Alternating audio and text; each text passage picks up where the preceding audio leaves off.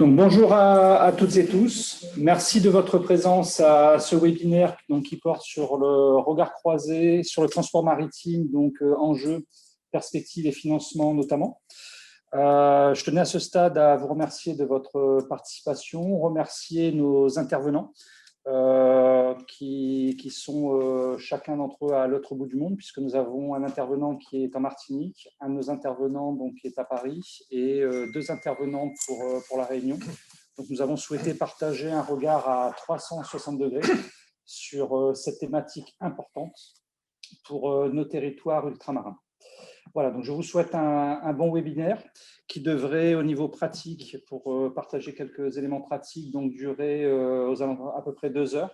Donc chaque intervenant interviendra une vingtaine de minutes et nous ouvrirons une séquence de questions-réponses et d'échanges avec nos invités, donc avec vous. N'hésitez pas, durant les interventions, à poser vos questions sur le chat.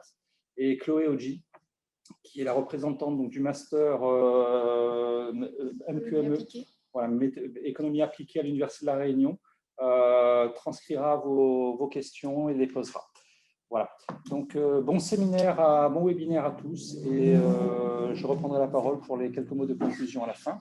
Je vais laisser peut-être, juste avant de démarrer le webinaire, de façon à laisser également à nos invités le temps d'arriver sur la salle, le soin, monsieur Yannick Bérézé, de nous dire quelques mots sur la commission développement durable du MEDEF qui nous accueille aujourd'hui pour ce webinaire. Merci Laurent, bonjour à tous. Donc Yannick Bérézé, je préside la commission engagement sociétal et responsabilité durable effectivement pour le MEDEF Réunion. Donc on est ravis de vous accueillir ce soir pour cette séquence de regards croisés. Le principe même du regard croisé, des regards croisés qu'on apprécie particulièrement parce que effectivement ça permet de partager des expertises mais aussi des expériences, des retours d'expérience et des pratiques entre pairs en quelque sorte qui sont toujours intéressantes. La commission en 2 mots, c'est un plan d'action orienté vers les adhérents du MEDEF Réunion et aussi vers de manière plus globale un public qu'il s'agit de sensibiliser à la thématique de la RSE sur le territoire, avec un événement important d'ici la fin de l'année, qui est la remise des trophées de la RSE, qui aura lieu à l'occasion de l'Assemblée générale fin octobre normalement, et qui vise justement à récompenser des pratiques d'entreprise et des bonnes pratiques en matière de responsabilité sociétale. Donc ça laisse une part importante à ces entreprises en termes de témoignages et de retours d'expérience sur ce type d'initiative. Et les déchets, entre autres, font partie de la thématique, évidemment. Donc, ravi de vous accueillir. Et puis, je ne prends pas plus la parole, puisque je crois que l'agenda est chargé. Donc, on va laisser la parole aux différents intervenants. Merci Yannick, bonjour tout le monde. Pour commencer ce webinaire, on va commencer avec notre première intervenante, Christiane Albert, donc ancienne déléguée générale du SICR, le syndicat de l'importation et du commerce de la Réunion, et ancienne directrice du cluster Green. Et Christiane qui continue à intervenir auprès de ces 2 structures en tant que référente filière REP et économie circulaire. Merci Marina. Christiane, je te laisse la parole. Je peux commencer, ça y est. Bonjour à tous. Donc, je vais intervenir sur les transferts transfrontaliers de déchets dans le contexte d'OMIA. C'est un sujet sensible et important. Notre objectif au travers de ce webinaire, c'est de sensibiliser toutes les parties prenantes aux enjeux qui entourent l'exportation de nos déchets. Alors, j'interviens, comme Marina l'a dit, dans le cadre des missions qui me sont confiées par le SICR, qui est un syndicat professionnel patronal qui existe depuis 1953. Et ce syndicat a eu la coquetterie d'inscrire l'environnement dans sa stratégie syndicale depuis 2000. Donc, il accompagne les filières REP grâce à son implication auprès de l'ADEME et grâce à l'ADEME et aux éco-organismes. J'interviens aussi pour le compte du Cluster Green qui existe depuis 2011. Green est un réseau d'institutions et d'entreprises qui œuvrent en faveur d'une économie plus respectueuse de notre environnement. Donc, le Cluster Green a construit sa stratégie autour de 5 piliers de son label Efficience Et un de ces piliers est bien évidemment le progrès environnemental. Donc, je vais articuler mon intervention autour de 4 points principaux: les caractéristiques communes au territoire insulaire, la réglementation, donc c'est un point fort, les enjeux et surtout nos propositions pour améliorer les choses. Donc, cela fait quelques années que nous intervenons, que le S6R plutôt intervient. C'est un lapsus quand je dis nous, que le S6R intervient dans les filières REP, et nous travaillons depuis quelques années avec nos collègues des Caraïbes et de Mayotte. Et on le sait aujourd'hui, même si chaque territoire, chacun de nos territoires a son histoire, son identité et des enjeux qui lui sont propres, nous avons quelques problématiques communes, et ce sont l'insularité, sauf bien sûr pour la Guyane, la petitesse de nos territoires qui pose des problèmes de marché et de masse critique. Nous avons un problème d'isolement, éloignement pour nous, éloignement des marchés internationaux pour certains, des marchés européens pour la Réunion, parce que nous, on est quand même plus proche de l'Asie, et une forte dépendance vis-à-vis des importations. Donc, les handicaps structurels. Nous avons aussi, là, nous partageons la vulnérabilité, à cette vulnérabilité avec tous les petits États insulaires en développement, nous sommes exposés aux risques sociaux, économiques et environnementaux. Alors, une vulnérabilité sociale, bien sûr, la vie chère, le taux de chômage élevé, une vulnérabilité économique, donc exposition aux chocs exogènes. On l'a vu pendant cette période de Covid, à quel point nous étions inquiets quand il fallait, dès qu'il y avait une modification de ligne, dès qu'il y avait problème de transfert, nous étions inquiets parce qu'on était tout de suite submergés de déchets. Nous sommes vulnérables au changement climatique. Ça, c'est un sujet qui est très important aussi. Élévation du niveau de la mer. Et puis, instabilité du climat. Un coup, il fait très chaud, un coup, il fait très froid. On ne sait plus très bien dans quel pays on habite. Et ça pose des problématiques sanitaires en zone tropicale. Donc, voilà. Ce contexte fait que nous avons des contraintes partagées aussi avec nos amis des Caraïbes et de Mayotte, des contraintes à l'exportation, une dépendance vis-à-vis des compagnies maritimes, donc une incertitude au niveau des itinéraires. À La Réunion, par exemple, seul MSC accepte de charger les déchets dangereux. Enfin, je pense que c'est toujours le cas. Vous me contredirait si ce n'est plus le cas. Absence de ligne directe, Réunion Métropole. Dans les départements français d'Amérique, il y a peu ou pas de trafic maritime, donc c'est important. Il y a des surcoûts liés pas seulement au coût du fret, mais aux frais de stockage, aux procédures de notification, aux cautions diverses et variées. Et nous avons aussi des difficultés administratives. Donc, ce sont des contraintes à l'exportation. Et nous avons aussi des contraintes de marché. Des contraintes de marché, pourquoi? Parce que nous avons des problèmes d'exutoire, parce qu'il y a une absence de solution de valorisation pour certains déchets. Il y a peu d'exutoires de proximité. Nous, dans l'espace océan Indien, il faut aller soit en Asie, soit en Europe. Et en Asie, les frontières se ferment, donc c'est un petit peu compliqué.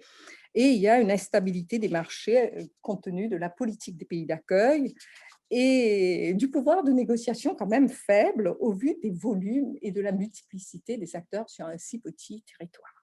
Donc, conséquence directe, des coûts d'investissement et d'exploitation plus élevés pour nos opérateurs que nous représentons, que le S6R et le Cluster Green représentent, et les structures existantes ont du mal à atteindre leur équilibre économique. Donc voilà, ça c'est le premier point que je voulais aborder avec vous. Le deuxième point essentiel, c'est la réglementation qui est, on dira, bien faite, puisque logiquement, tout transport de déchets depuis ou vers La Réunion ou d'un autre DOM est possible, sous réserve de l'application, bien sûr, des réglementations en vigueur, de leur compatibilité au plan PRPGT, voilà, et de leur gestion dans une installation classée pour la protection de l'environnement. C'est bien ça, hein, pour les déchets, notamment pour les déchets dangereux. Donc, je suis entourée de spécialistes, donc je peux me permettre de bugger des fois. Voilà. Mais donc, voilà, les textes, s'il te plaît, l'autre slide. Donc, je vais faire rapidement, je vais vous dire quels sont les textes qui existent. Il y a bien sûr les textes européens et français avec la directive européenne 2008 qui fixe le cadre juridique pour le traitement des déchets. Et donc, avec la hiérarchie des modes de traitement, elle définit les responsabilités. Et puis, vous avez toute la réglementation française depuis les lois Grenelle, la loi de transition énergétique pour la croissance verte, les 50 mesures de la FREC, donc je ne vais pas vous les détailler, et depuis février 2020, la loi anti-gaspillage pour une économie circulaire. Donc, tout ça, c'est transcrit, bien sûr, c'est inscrit dans le Code de l'environnement. La France est très avant-gardiste pour ça. Et nous avons, bien sûr, sur nos territoires, le PAPGD, qui est le plan régional de la prévention et de la gestion des déchets, assorti de son PRAEC, qui est le plan régional d'action en faveur de l'économie circulaire. Voilà. Nous avons un outil privilégié, qui est la REP. Alors, la REP, pour responsabilité élargie des producteurs, la REP a été introduite dans la loi française depuis 1975. C'est un dispositif qui repose sur le principe du pollueur-payeur et qui permet d'internaliser le coût de gestion de fin de vie d'un produit dans son prix de vente. Ce qui est intéressant, c'est-à-dire ce n'est plus le contribuable qui paie, c'est le consommateur. Voilà. Alors, cette REP est vraiment une pratique importante en France, puisque à l'horizon 2025, vous allez avoir plus de 25 familles de produits qui seront concernés par les REP, c'est-à-dire des articles de bricolage, de sport, de loisirs. Finalement, il y aura très peu de produits que nous consommons qui vont échapper à ce dispositif. Voilà, donc c'est vraiment une volonté de la France d'aller de plus en plus vers cette loi anti-gaspillage, économie circulaire. Donc après, nous avons bien sûr tout ça, on arrive au texte à portée internationale, donc la Convention de Bâle, puisque là on rentre vraiment dans le cœur de notre sujet, qui est le transfert transfrontalier des déchets, avec la Convention de Bâle qui encadre et limite les transferts transfrontaliers de déchets, notamment dangereux. Et nous avons aussi le règlement 1013/2006, qui est le règlement européen, là, qui complexifie un peu les choses, ou plutôt, peut-être qu'il ne faut pas dire complexifie, mais qu'il faut dire qui confirme, qui précise les choses, pour ne pas dire des mots grossiers. Voilà. Les déchets dangereux doivent obligatoirement être traités dans des installations autorisées au sein de l'Union européenne ou des pays de l'OCDE, bien sûr. Donc, des sanctions sont prévues par le Code de l'environnement en cas de transfert, en cas d'exportation illicite. Malheureusement, c'est compliqué et c'est peut-être insuffisamment mis en œuvre, mais en tout cas, ce n'est pas à moi de porter un jugement sur le sujet. Et puis, nous avons le Code IMDG, qui est le Code maritime international pour le transport et l'expédition des marchandises dangereuses. Vous voyez, on ne parle pas de déchets, là on parle de marchandises dangereuses, et la notion de déchet disparaît un peu. Pour le Code IMDG, les marchandises sont identifiées grâce à un code ONU, et certains de nos déchets sont inclassables dans ce code. Et ils se retrouvent en classe 9, ce qui complexifie encore les procédures d'exportation. Vous confirmez tout à l'heure, vous direz tout à l'heure si j'ai dit des bêtises. Bon. Après, nous avons les mesures spécifiques. Vous voyez, la réglementation, est vraiment, on est bien encadré, quoi. Et puis, nous avons les mesures spécifiques outre-mer. Donc, l'article 73 de la Constitution, c'est prévu que les territoires d'outre-mer peuvent faire l'objet d'adaptations tenant aux caractéristiques et contraintes particulières de ces collectivités, inscrites dans le marbre. Nous avons l'article 349 du traité sur le fonctionnement de l'Union européenne et l'article 299.2 du traité d'Amsterdam. On se réfère toujours à ces articles qui définissent les spécificités des RUP et qui permettent la mise en œuvre de dispositifs adaptés pour nos territoires.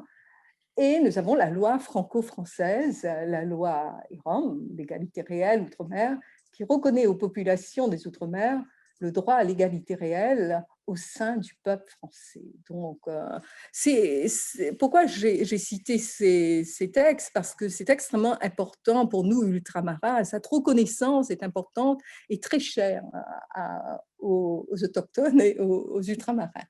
Donc, alors, il y a ce cadre qui est posé, un cadre légal qui est bien, qui nous donne quand même carte blanche pour faire plein de choses qui devraient. Et puis, nous avons les mesures spécifiques qui sont le dispositif d'aide aux frais FEDER, qui vise à compenser les surcoûts liés aux handicaps structurels liés à notre caractère ultra-périphérique.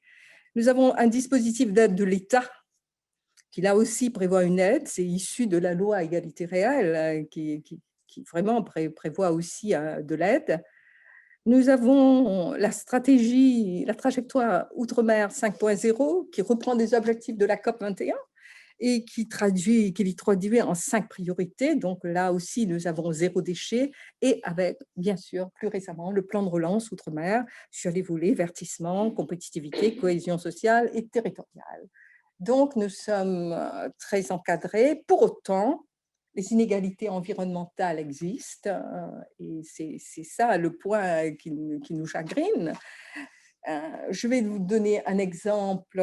Tu es parti trop loin, s'il te plaît. Voilà, je vais vous donner l'exemple des disparités par rapport au dispositif FEDER. C'est un exemple bien précis où on voit qu'il y a un dispositif qui existe. À La Réunion, les déchets produits invendus sont exclus de l'application de ce dispositif.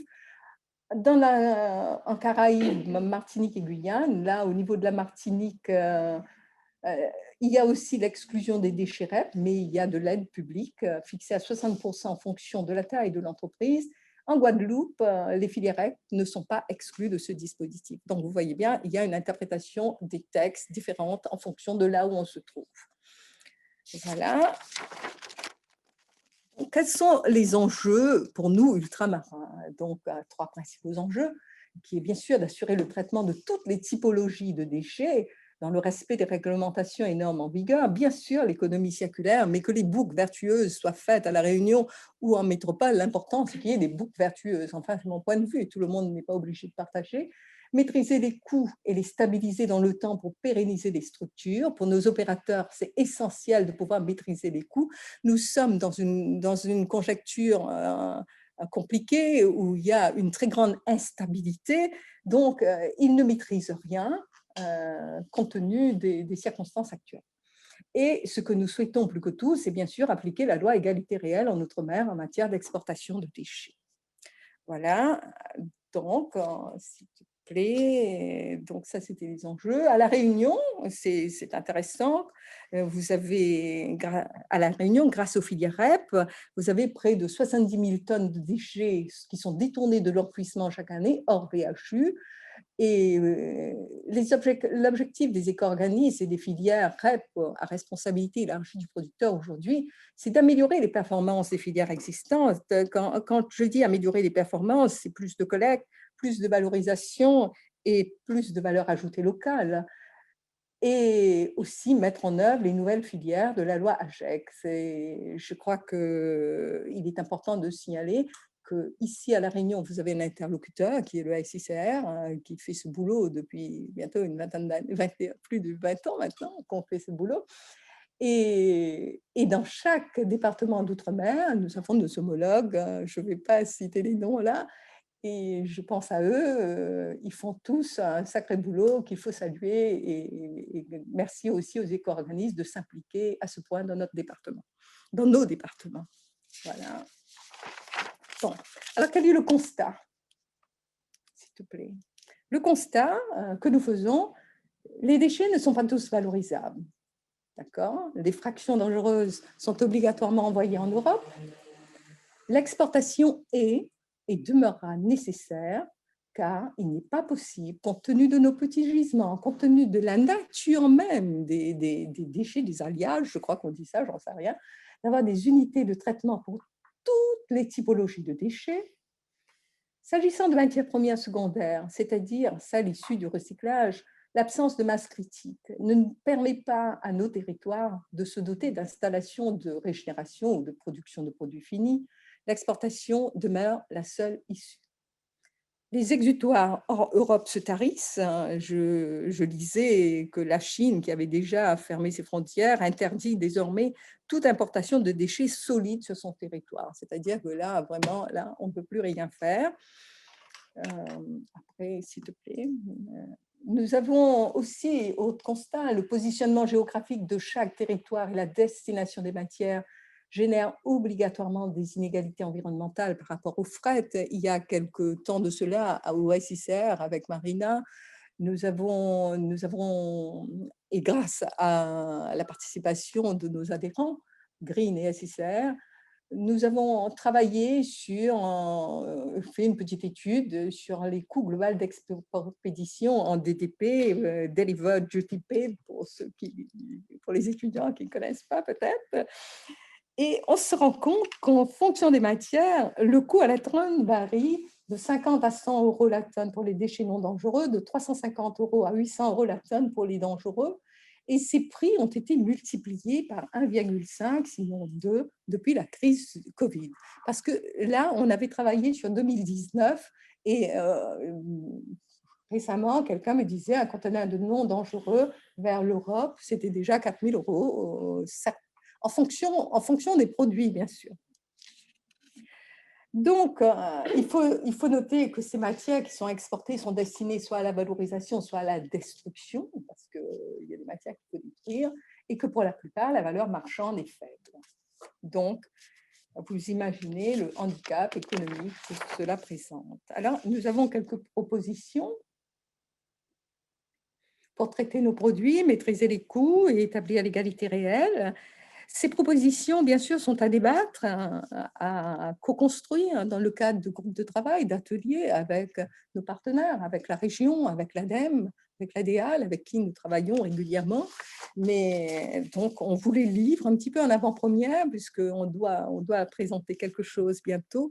C'est d'activer les dispositifs d'aide pour le transport de déchets et de matières premières secondaires, c'est-à-dire mettre en œuvre dans tous les DROM des mesures de compensation pour les surcoûts liés à l'exportation des déchets dangereux et non dangereux, je précise, intègres et fractions. Voilà. En faire un outil de contrôle, parce que effectivement, ça peut être un levier, en faire un outil de contrôle pour s'assurer que nos déchets dangereux et nos MPS, nos matières premières secondaires de recyclage, soient traités dans des unités agréées. S'assurer aussi, ça c'est très important, qu'il y ait une même lecture des textes, des dispositifs dans tous les territoires, afin que nous puissions quand même harmoniser nos pratiques, parce qu'aujourd'hui, ce n'est pas normal que c'est déjà compliqué, et là, c'est encore plus compliqué. Deuxième point que nous aimerions débattre aussi, c'est utiliser le levier octroi de mer. Pour améliorer la performance des collectes, on peut imaginer taux zéro d'octroi de mer pour certains contenants. On peut imaginer. On peut imaginer aussi, pour améliorer le conditionnement, pour favoriser la mutualisation des déchets, on peut aussi imaginer la suppression d'octroi de mer sur l'importation des déchets provenant de la zone océan Indien. Là, je pense à Mayotte, les D3E qui arrivent ici pour être traités dans l'unité RVE. Ils subissent l'octroi de mer. Et c'est pas voilà, il y a des petites aberrations qu'on aimerait gommer. Renforcer le contrôle des filières illégales, qu'est-ce que ça a à voir là? C'est tout simplement parce que si on avait moins de filières illégales, nos opérateurs s'en porteraient mieux et on pourrait orienter les flux vers les exutoires agréés. Anticiper les aléas climatiques, je ne sais pas si on peut faire ça, en ayant trouver des solutions temporaires de stockage. On l'a vu pendant Covid, on est intervenu pour qu'il y ait ce type de réflexion. Et favoriser les coopérations régionales, là aussi, on peut s'interroger. Mais quand on est dans un bassin océan Indien où il y a plusieurs îles autour de nous, il est important, il serait intelligent que nous puissions avoir une politique déchets océan Indien et réfléchir à la mutualisation de certains déchets. Voilà. Est-ce que, donc pour un triple bénéfice, et j'aurais terminé mon propos, un bénéfice environnemental, limiter l'enfouissement, limiter les dépôts sauvages, augmenter les collectes, garantir le traitement de nos déchets dans des conditions qui respectent l'environnement, améliorer les flux, un bénéfice économique, améliorer la performance environnementale de nos entreprises, consolider les filières existantes, développer des activités, du réemploi et bien sûr un bénéfice sanitaire avec moins de pollution, moins de chytes larvaires, moins de plastique dans l'océan. Pourquoi j'ai mis moins de chytes larvaires? Puisque vous savez bien que nous avons la dengue, nous avons pas seulement Covid, mais nous avons aussi la dengue, et moins de plastique dans l'océan parce que c'est un sujet qui préoccupe beaucoup l'océan Indien en ce moment. C'est le sujet de plastique dans l'océan Indien. Voilà, j'ai terminé mon propos. Je vous remercie de votre attention. Merci Christiane pour cette présentation détaillée. Bravo pour le timing, 24 minutes. Vous voyez qu'on va faire aussi bien. Pour ceux et celles qui ont des questions, n'hésitez pas à les noter dans le chat. Et puis Madame Albert pourra vous répondre en fin de séance. Je vais laisser la parole à notre deuxième intervenant, Joël Théophin, qui est directeur d'exploitation et développement chez Cycléa. Bonjour tout le monde, j'espère que vous m'entendez bien. Donc oui, moi je m'occupe de l'exploitation du site d'Eleva au port par la société Cycléa, qui est le traitement des déchets de collecte sélective, c'est-à-dire les poubelles jaunes sur le territoire du TCO. Et une fois triés, on doit les exporter. Donc je fais 2-3 slides pour vous expliquer chaque étape et finir avec une explication sur nos problématiques derrière de valorisation des produits. Donc en commençant par un petit zoom sur notre expérience. Une fois traité, on a le transit donc avec, j'ai appelé ça le jeu des compagnies maritimes, qu'on vit au jour le jour, et encore ces dernières semaines, j'ai deux, trois anecdotes, je veux dire. Et nos contraintes insulaires qui ont été évoquées à l'instant et qui sont importantes pour nous dans un contexte de crise, et quelques solutions derrière pour un pourquoi pas. Voilà. Et on passe au slide suivant, c'est presque. Sur notre expérience Cycléa, un petit mot d'abord sur ce que représente le déchet peut-être à La Réunion. C'est 861 000 en 2018 habitants, c'est 607 kilos par habitant et par an, contre 573 quand même en métropole, donc au niveau national. Donc je trouve important quand même de le souligner, parce qu'il y a un petit travail peut-être à faire là-dessus. Et derrière, sur le slide suivant, voilà, derrière sur le slide suivant, donc à la fin, c'est l'organisation sur le territoire entre Ileva, Sinor, Ileva, Sydney, qui regroupe les TCO, Civis, CIRES, Sinor, etc. Là, c'est une photo aérienne de notre site, le site Ileva, exploité donc par Cycléa. Donc, c'est 8000 tonnes de déchets d'activité économique. C'est 7300 tonnes de CS, et c'est tout le CS en fait, du TCO. Et presque 17 000 tonnes d'encombrants qui sont triés ici sur le port. Une fois ce tri fait, donc 3-4 gros chiffres, c'est 2400 tonnes de papier, 560 tonnes de plastique et 1200 tonnes de carton qui sont après à exporter. Donc, pour l'exporter, on sort ces produits, on les passe dans une presse, sur le slide suivant. On les passe sur une presse, qui sont là, c'est juste la sortie de la presse avant d'être pesée et étiquetée. Je vais vous expliquer pourquoi. Donc là, sortie de presse, on sort presque 16 000 tonnes de déchets triés du ACS, plus déchetterie, plus déchets d'activité économique. Donc ça fait quand même 16 000 tonnes de produits qui vont sortir du site. Alors je les ai étiquetés, pourquoi? Pour la traçabilité. Derrière, chaque balle a un QR code. Sur la droite, sur la porte, vous voyez aussi un QR code. Donc, ça permet d'être sûr de rentrer dans le bon conteneur avec le bon produit, qu'il n'y ait pas différents produits dans le même TC. À n'importe quand, à l'arrivée du conteneur, une balle avec le QR code, on est capable de savoir d'où ça vient exactement. Donc, on est assez fiers d'ailleurs de cette traçabilité-là. Et slide suivant. Voilà. Et une fois donc mise en conteneur et fermée, après avoir la validée par notre service contrôle qualité, on charge le conteneur, voilà, pour partir. Et là, les problèmes commencent. Voilà. Donc, avant de partir, il y a quand même quelques déchets qui sont locaux. Vous en avez parlé tout à l'heure. On retrouve les éco-organismes, Citeo aussi, qui est bien sûr une part importante dans notre travail sur les déchets. Et là, on retrouve par produit les éco-organismes ou les sociétés qui vont traiter les différents produits. Une fois, donc, ce qu'on n'a pas pu traiter localement sur l'île, on l'expédie. Donc aujourd'hui, comme vous l'avez dit tout à l'heure, l'Asie a fermé les portes et à double tour. Donc impossible de passer du produit. Donc aujourd'hui, on a 2 grosses destinations qui sont l'Inde pour les produits du haut et l'Europe pour les plastiques en bas.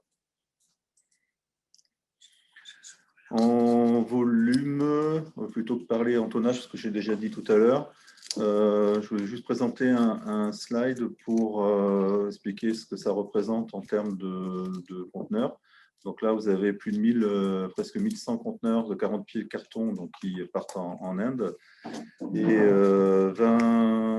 et 600 conteneurs de ferraille par an qui partent aussi en Inde et 40 pouces aussi qui partent 200 de plastique qui partent en Europe. Voilà, donc tout ça cumulé, c'est suivant, s'il te plaît. Tout ça cumulé, ça représente, on va dire 110, 120 conteneurs équivalent 40 pieds par mois à envoyer. Je précise le chiffre, il est important parce que ça fait du coup une trentaine de conteneurs par semaine. Quand il y a des crises comme on a connu sur le Covid et que le port est fermé, il faut les mettre quelque part. Voilà. En évolution de tonnage, juste reviens, s'il te plaît. En évolution de tonnage, on voit quand même une relative stabilité dans le temps, sur les années, avec un petit point d'attention sur le papier. Le papier est bien descendu là, en 2020 et pour grosse partie sur les 2 mois de la crise Covid. Comme il n'y a pas eu de distribution de papier, on voit là un impact quand même significatif. Cette valorisation, une fois qu'on a expédié, soit en Inde, soit en Europe, soit sur les filières locales, je trouvais important quand même de rappeler un petit peu comment sont traités d'une manière générale les déchets en France, sous le territoire français. Il y a 4 types de traitement de déchets, à ma connaissance, qui sont la valorisation énergétique en incinération, qui représente 30%, la valorisation de matière ou recyclage, qui représente 20%, la valorisation biologique, le compost, qui représenterait 14%, le stockage ou enfouissement, qui représente 36%. Donc, le chiffre, je trouve intéressant parce que 36%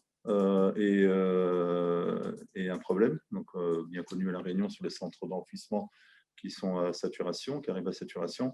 Donc, c'est pour ça que ces chiffres sont importants, parce qu'il est important de pouvoir basculer ces 36% sur un des 3 thèmes au-dessus, notamment sur la valorisation de matière au recyclage, dans la mesure où on a assez de produits et de volume pour pouvoir investir, et sur la valorisation énergétique, puisqu'il y a des projets évidemment qui sont en cours.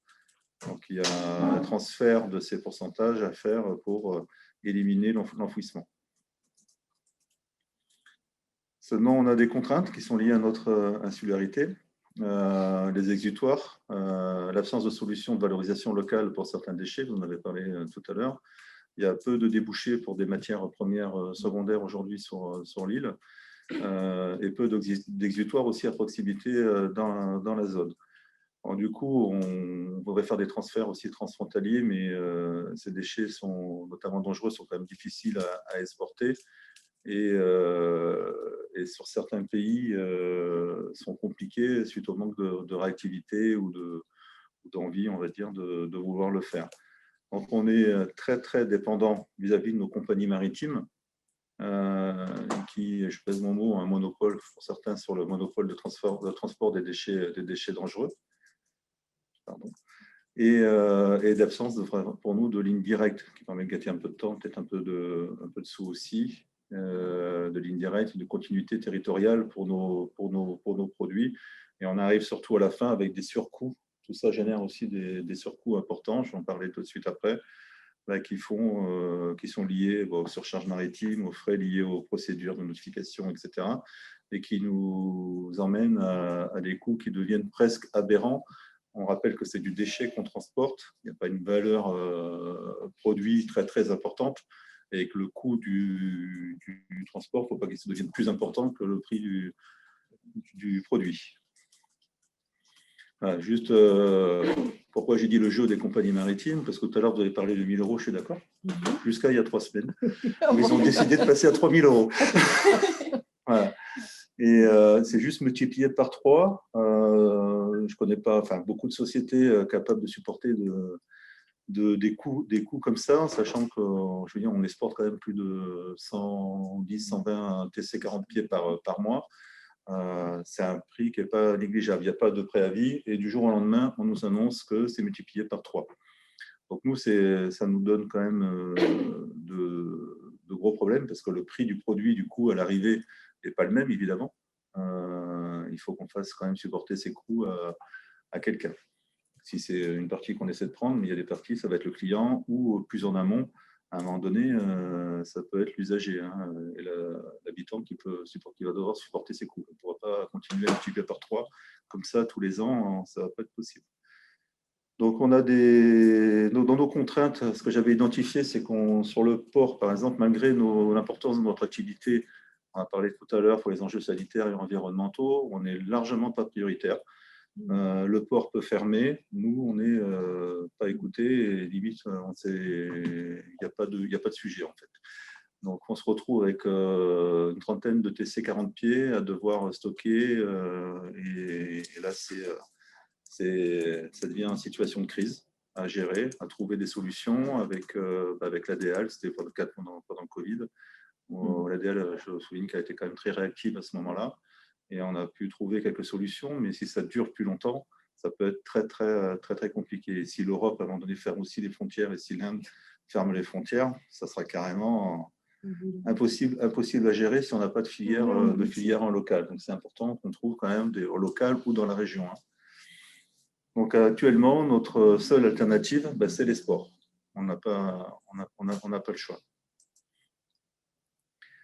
Donc, les sports, notre seule alternative, je vous le disais à l'instant, j'ai avancé un peu trop sur les slides, mais donc il faut favoriser évidemment l'économie circulaire en augmentant nos volumes et en massifiant, parce que tous les business plans qu'on a pu faire chez Cycléa sur de la valorisation de matières secondaires, que ce soit du plastique ou autre, on arrive forcément à un moment donné à un effet volume. Les installations techniques aujourd'hui qu'on trouve sur le marché, qui ont fait leurs preuves, ont des minima qui font que la rentabilité, elle commence des fois 30 à 40% au-dessus de ce qu'on est capable d'avoir comme gisement.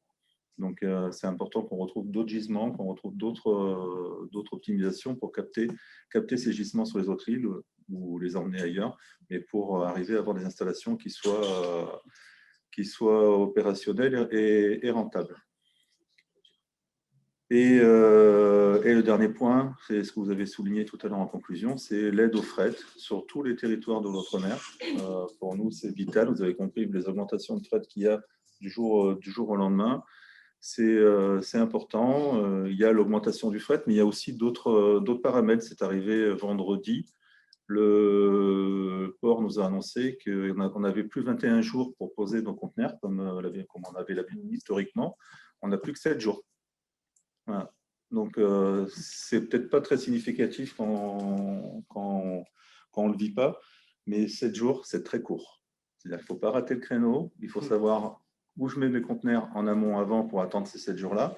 Et après, quand ils ratent le bateau, parce que des fois, le bateau, ils ne montent pas dans le bateau, mais ce n'est pas de notre fait. C'est souvent que le bateau n'est pas là, il y a 7 jours, c'est vite raté. Et on se retrouve, nous, à avoir des charges supplémentaires à payer et c'est non négociable. Donc, ça devient très, très compliqué. Slide suivant. Voilà. Et voilà les petits mots que j'ai dit. Je pense que j'ai fait moins de 20 minutes. Hein. Oui. Synthétique. Merci Joël pour la présentation. Intervention qui nous a permis d'avoir une meilleure vision sur les données chiffrées des déchets à La Réunion. On va maintenant laisser la parole à Jean-Claude Florentini, qui se connecte depuis la Martinique et qui, je rappelle, est vice-président du Cluster GATT Caraïbes, président du SCTDM, donc syndicat des commissionnaires en douane et transitaires martiniquais, et également directeur développement Somotrans. Jean-Claude. Claude, peut-être qu'il faut mettre le son pour Jean-Claude. Activer son micro. On te retrouve, Jean-Claude, et on t'active. C'est bon là? Oui. Très bien. Bonjour à tous. Hein. Donc, bonjour et puis encore merci justement pour l'initiative.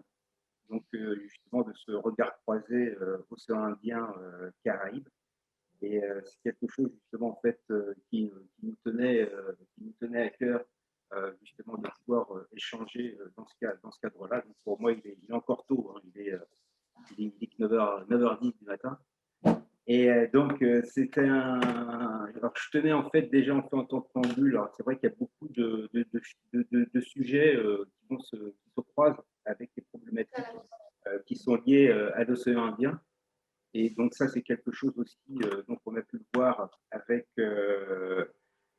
les différents intervenants, que ce soit au niveau de l'aide au fret, que ce soit au niveau de la dessert, que ce soit au niveau en fait, du coût du transport qui est en ce moment prohibitif. Il faut savoir que donc, les problématiques auxquelles nous sommes confrontés actuellement ne sont pas les mêmes que celles auxquelles nous étions confrontés juste avant la pandémie. Et ça nous pose effectivement en fait, de gros soucis et d'ajustements, bien évidemment, au niveau que ce soit au niveau de la production, de la transformation et au niveau de la profession que je représente au niveau chez les transitaires et représentants en douane. Donc, ce sont des problèmes vraiment majeurs. Donc, on est quand même dans un espace. Nous sommes sur des espaces à la fois sensibles, donc soumis à beaucoup d'aléas, aux vulnérabilités, donc à la fois des éléments. Et donc, la moindre petite crise, justement, en fait, prend des proportions vraiment, ça se décuple. Donc, ce sont des éléments à prendre en compte, comme bien évidemment, en fait, pour avoir une vision et surtout une clé de lecture en ce qui nous concerne. Alors, donc, ce sont nos régions ultra-périphériques, sont des îles, des archipels, des territoires terrestres. Je parle de la Guyane. Elles sont situées dans l'ouest de l'océan Atlantique, le bassin des Caraïbes, donc la forêt amazonienne et l'océan Indien, qui nous concerne la Réunion. Donc, c'est 4 800 000 citoyens, donc avec des législations et puis des réglementations qui varient. Et c'est justement l'objet justement de ce regard croisé qui nous permettra, qui doit nous permettre justement en fait de mettre en place des pistes de réflexion. Alors, donc les régions ultra-périphériques ont un potentiel unique et des atouts propres, donc qui peuvent profiter à l'ensemble de l'Union européenne.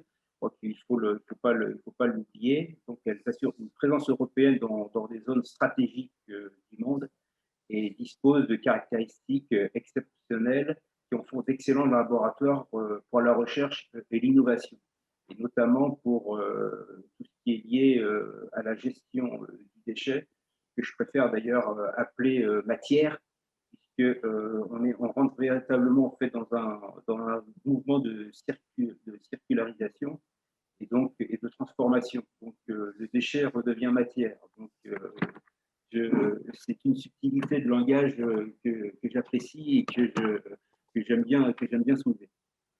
Donc, en ce qui concerne notre environnement géographique, si vous pouvez mettre la carte justement de la Caraïbe, ça permettra de voir la phase d'après.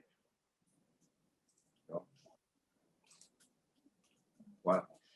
Donc, vous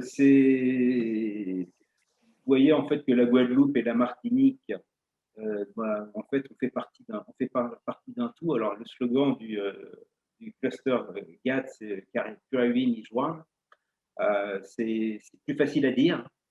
Et en fait, vous voyez bien en fait que quand on le schématise, donc c'est à la fois c'est très éclaté. Donc les Caraïbes en tant que tels représentent, c'est un phénomène géographique, historique, culturel, ethnique, linguistique, extrêmement divers et complexe. Donc il faudrait d'abord commencer par définir géographiquement ce que sont les Caraïbes, sachant qu'il n'y a aucun caractère uniforme. Donc, pour certains, les Caraïbes font référence aux îles qui composent les territoires qui se trouvent dans la mer des Caraïbes. Pour d'autres, ça va au-delà. Donc, il s'agit de prendre en compte le territoire continental dont les côtes donnent sur la mer des Caraïbes. Donc, on se trouve confronté à un grand défi conceptuel. Donc, qu'est-ce qu'on entend par Caraïbes? Est-ce que c'est les petites Antilles? Est-ce que ce sont les grandes Antilles? Je dirais que c'est tout à la fois, et c'est ce qu'on appelle plus exactement le bassin caribéen, avec tout son legs négatif de toute son histoire. Hein. Donc, il y a une fragmentation des statuts politiques. Vous avez des États indépendants, vous voyez sur la carte, on va mettre d'ailleurs les drapeaux de chaque pays. Les États indépendants, nous sommes donc nous les DOM et les COM, donc collectivités d'outre-mer, avec des États libres associés, des territoires de l'outre-mer britannique, le Royaume du Commonwealth, donc avec autant de spécificités que d'îles. Donc, sur le plan politique, donc, il existe également plusieurs institutions qui régissent et qui organisent à la fois les gouvernances. Donc, il y a l'OCO, il y a le CARICOM, le CARICOM qui regroupe l'ensemble des grandes et des petites Antilles. L'OCO, c'est toute la partie sud de l'archipel.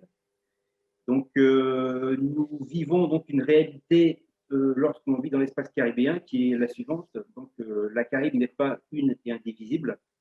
Donc, l'archipel est composé de grandes et petites Antilles et d'une grande variété de pays indépendants aux statuts différents. Donc, alors ce sont des données en fait que je souhaitais en fait vous transmettre avant de vous présenter en fait notre cluster. Donc, l'intervention, ce sera à la fois la présentation du cluster et surtout les pistes logistiques. Ça nous paraît important d'avoir justement cette vision à la fois plurielle sur un site, comme vous le voyez en fait sur l'écran, qui est éclaté. Alors, en ce qui concerne la présentation du cluster au niveau du cluster GATT Caraïbes, donc il a été créé en 2012. C'est pour répondre à des problématiques de transport interilles. Et puis, par la suite, qui s'est donc constitué, donc il y a plusieurs partenaires.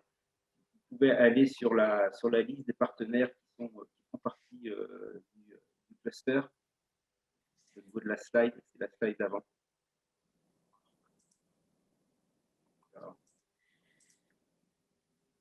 Voilà. Donc, ce sont donc il y a à la fois l'université, donc c'est une combinaison donc de public et de privé. Donc il y a également la préfecture avec lesquelles on a déjà eu l'occasion de faire plusieurs travaux, notamment au niveau du CPERD, donc qui était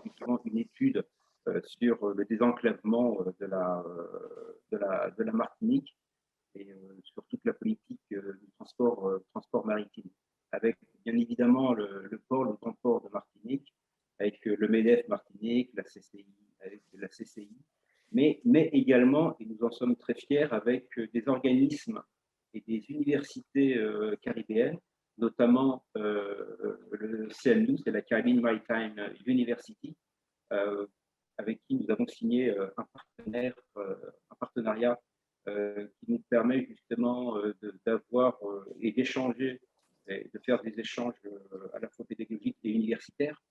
Et ça nous permet aussi d'avoir donc de travailler sur des thématiques très diversifiées, notamment en ce qui concerne le désenclavement. Il y a également l'ISTEA, c'est l'Institut supérieur de technologie avancée d'Haïti, qui forme des doctorants et avec un volet également privé, donc avec compagnie maritime, Soredom, Caribbean Line, qui eux-mêmes sont en capacité de transporter du déchet, avec un nouveau venu qui est Cariblinks, qui est une nouvelle compagnie maritime qui a également pour vocation d'effectuer du transport intérim, alors pas uniquement Martinique ou Guadeloupe, comme ça, qui est déjà en fait un axe déjà bien établi hein, en ce qui concerne les flux de déchets. Donc c'est, comme vous voyez, donc un partenariat avec public-privé très élargi. Et donc avec bien sûr une ambition d'avoir et puis de répertorier à la fois les acteurs, de trouver des solutions, de modéliser des solutions logistiques, notamment en ce qui concerne l'aspect déchets, notamment. En fait, l'objectif et les actions sont très élargies. Donc, approche multimodale, partenariat public-privé, fédérer les acteurs et développer des filières dans la Caraïbe. Et puis, donc, c'est positionner les Caraïbes françaises comme porte d'entrée vers l'Europe dans la grande Caraïbe, ce qui n'est pas toujours facile dans notre contexte où, en fait, nous sommes effectivement Martinique, Guadeloupe, Guyane en Europe, certes, mais avec des connexions vraiment à développer, où il y a encore beaucoup à faire, pour ne pas dire tout, mais on a déjà commencé à faire énormément un travail vraiment de fond, hein, donc avec notamment, puisque nous avons intégré la Caribbean Shipping Association, la CSA, donc qui est un petit peu c'est l'organisme à la fois de tutelle, à la fois qui regroupe des manutentionnaires, des compagnies maritimes, à la fois au niveau des grandes et des petites entreprises. Donc nous sommes d'ailleurs très fiers d'y avoir intégré notre présidente, Sandra Casanova, qui fait partie du board, donc du conseil d'administration de cette CSA.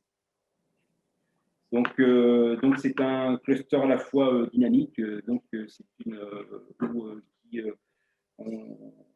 on performe donc, dans toutes les questions liées à la logistique, et le déchet en fait fait partie des vrais. C'est un sujet majeur. J'ai été interpellé à ce sujet-là par l'ISTEA en Haïti, qui cherche également à la fois des partenaires pour travailler sur des sujets transverses. Donc, ça veut dire que, et là, on se rejoint, que ce soit la Réunion, que ce soit la Martinique, que ce soit la Guyane, la Guadeloupe. En fait, nous avons des problématiques véritablement communes avec d'autres pays, de la région. Au niveau des freins et opportunités, nous avons eu à déplorer la mise en liquidation et l'arrêt purement et simplement de la CIDREP. Alors la CIDREP, c'était quoi? C'était une société qui était spécialisée dans la transformation de plastique, donc dans PET clair, qui a fermé ses portes il y a 2 ans. C'est un fiasco industriel. Donc, je crois qu'il faut dire les choses par leur nom. C'est un fiasco industriel, c'est un fiasco logistique, un fiasco financier. Il s'est passé quoi? Il s'est passé que l'usine qui a été mise en place en 2014 n'avait pas suffisamment de flux, n'avait pas suffisamment de tonnage en PET clair. Et donc, avec une mauvaise analyse de la situation, c'est tout un faisceau,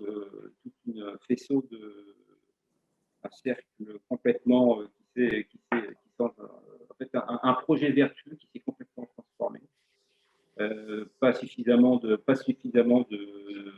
flux, pas suffisamment de tonnage, avec une capacité de 4000 tonnes, on n'en faisait même pas 1200.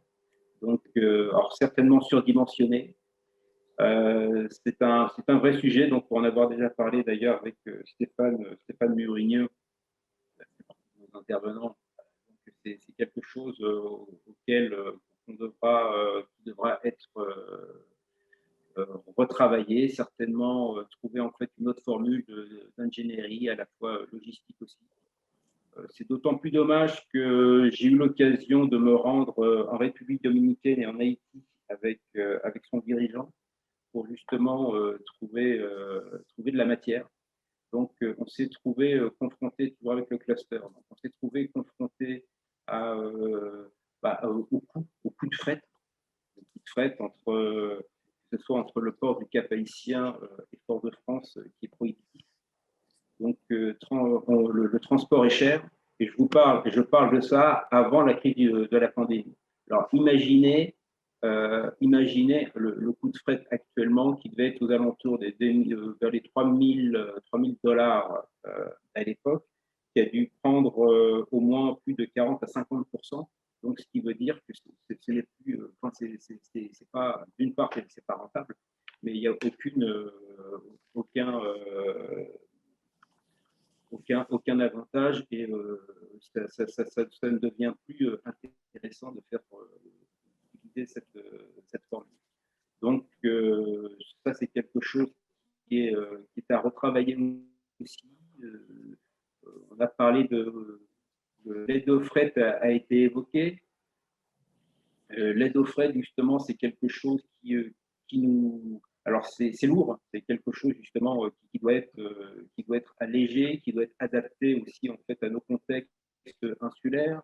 Ce sont souvent, et trop souvent, justement, des mesures qui sont prises à la Commission européenne, souvent par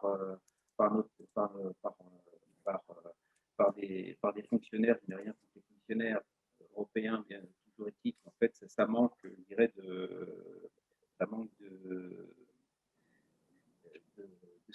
solutions de terrain. Donc, c'est quelque chose aussi, en fait, à la fois, en fait, à reprendre, c'est quelque chose, en tout cas, à retravailler, et surtout en période de pandémie. Alors, parmi les pistes, donc il y a des pistes, bien évidemment, en ce qui concerne ces problématiques. Pourquoi pas justement mettre en place un POSEI, donc programme d'options spécifiques à l'éloignement et à l'insularité. C'est quelque chose qui aurait pu être travaillé. Ça ne concerne que l'agriculture, il faut le savoir. Mais je pense qu'on est dans une réflexion, on est justement dans une recherche et on est dans le développement. Et le POSEI, en fait, un POSEI aurait toute sa place dans le cadre de la gestion des déchets en ce qui concerne le financement. Autre piste concerne la gestion des déchets alors c'est plutôt spécifique à nos régions touristiques au niveau de la croisière en particulier, où nous avons effectivement beaucoup de croisières, de croisières qui mouillent. Alors en ce moment, ça reviendra, on l'espère. Les croisières les bateaux qui mouillent justement dans nos eaux et qui sont justement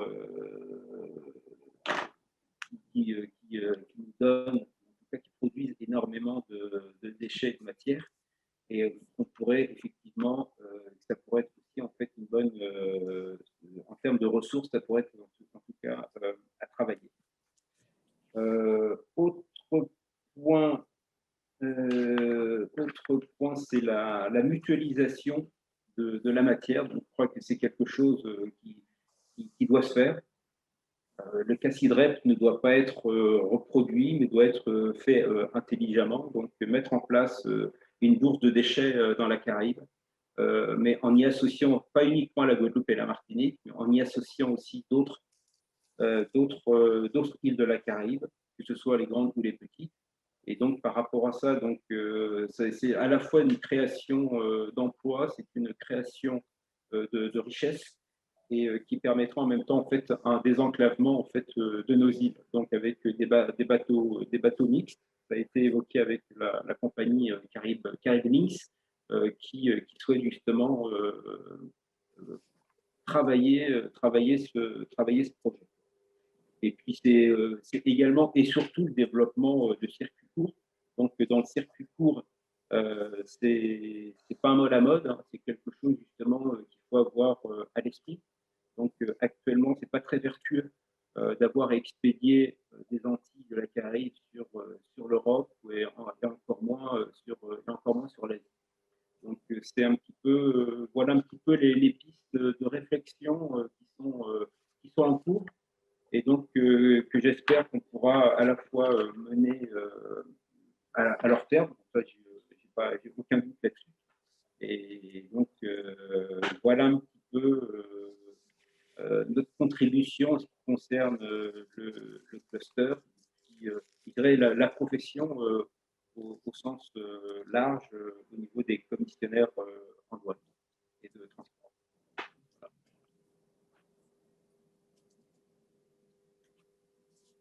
Merci Jean-Claude d'avoir fait partager les enjeux du transport des déchets du côté Caraïbes. On va laisser ensuite la parole à Stéphane Murigneux, notre dernier intervenant. Donc, Stéphane Murigneux, qui est président de l'ITEDOM, Institution de la transition écologique des Outre-mer. Et vous m'entendez?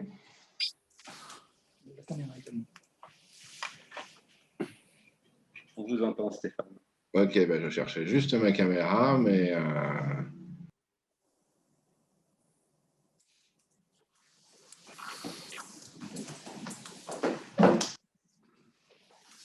C'est bon.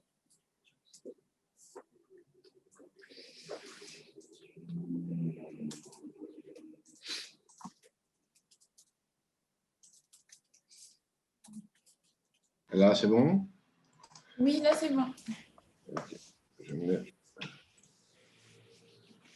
y a des choses curieuses sur mon écran. J'essayais d'activer ma caméra. Est-ce qu'elle est activée? Oui, oui. Et voilà. Bien. Énormément de choses ont été dites. Donc, il me revient la lourde tâche de faire un début de conclusion. D'abord et avant tout, pour ceux qui ne connaîtraient pas l'ITEDOM, l'ITEDOM est une association multi-acteurs qui a pour objet de développer, favoriser, coordonner et animer toute action en faveur de la transition écologique en Outre-mer. Donc, rassemble en son sein des entreprises, des fédérations, des collectivités, des experts. L'ITEDOM couvre le champ de la transition énergétique, de l'économie circulaire, on en a beaucoup parlé, et de la biodiversité. Nous travaillons en relation avec les cabinets des ministères de la transition écologique et celui des Outre-mer, et nous contribuons à mettre en œuvre les politiques publiques.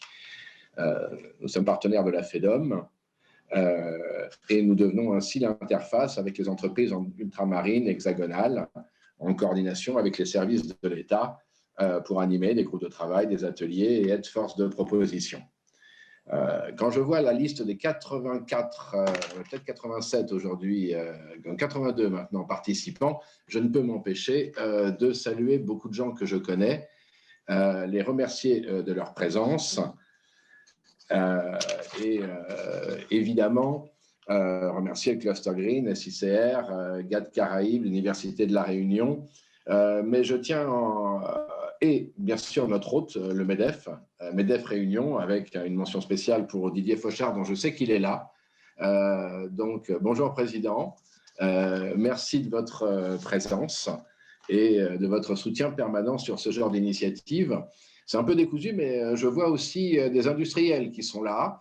Je vois des élus réunionnais, des représentants de collectivités, un représentant de la CTM. Je vois au minimum un EPCI martiniquais, des spécialistes de l'énergie. Donc, finalement, le pari que vous avez tenu de mener ce premier webinaire est déjà en grande partie atteint. Alors, vous voyez mon enthousiasme, mais bon, certains le savent, je suis doublement honoré de conclure ce webinaire, doublement parce que mon cœur navigue entre les deux bassins. D'abord la Réunion, qui m'a vu grandir jusqu'à mon adolescence et dont je garde le parfum et les couleurs ancrées dans mon cœur, et puis les Antilles qui m'ont vu évoluer professionnellement, où j'ai forgé de solides amitiés et de beaux projets professionnels. Alors, venons-en aux faits. Parlons ici de ce regard croisé. Et mon premier constat est de dire que vous partagez plus que l'insularité. Vous partagez une agilité, un dynamisme sans pareil et une volonté de faire. De faire, F-A-I-R-E. Parce que l'insularité force la trajectoire et oblige à trouver les vents et les courants porteurs. Cette opposition entre les deux bassins que certains voudraient nourrir, elle s'efface très rapidement dès qu'il s'agit de défendre les spécificités insulaires. Car oui, nous sommes bien dans le même bateau, des bateaux à l'ancre, certes, mais comme tout marin le sait, en mer, nous devons apprendre à gérer nos ressources et nos déchets. Et c'est bien ce dont on parle encore une fois aujourd'hui sur ce transport maritime de déchets. Les enjeux, les opportunités, les financements. L'enjeu, clairement, il est environnemental et le temps presse face aux échéances européennes pour trouver des solutions pérennes et vertueuses. Nous en avons déjà parlé. Merci de l'avoir détaillé. Les opportunités, elles sont et seront induites par les enjeux et les contraintes réglementaires. On en a parlé également. Les opportunités sont déjà à nos portes. Il faut désormais éprouver les business models. Jean-Claude a parlé d'échecs sur un exemple. Il faut éprouver ces business models et se mettre en ordre de marche pour plus d'économie circulaire, car ce point appartient bien aux entreprises, encouragées et soutenues par les financements des collectivités à minima. Et enfin, financement. Alors, c'est peut-être curieusement sur ce point que les solutions sont les plus rapides à trouver, car les leviers existent et il faut désormais les débloquer et les actionner. On a parlé d'aide au fret. J'entends que l'aide au fret existe sur le bassin Caraïbe. Je ne suis pas sûr qu'elle soit désormais bouclée sur la zone océan Indien, mais je pense que les travaux sont en cours et ça ne saurait tarder. C'est donc incontestablement ce type d'événement qui contribuera à faire avancer les choses. Car ensemble, nous savons que les îles sont bien les sentinelles de la planète. Et je sais combien le rôle des facilitateurs d'éco-organismes est essentiel. J'en vois au moins 1, 2, 3, 4, 5. En fait, vous êtes tous là. En réalité, vous êtes tous là. Et vous savez le poids qui pèse sur les éco-organismes quand on parle de continuité territoriale.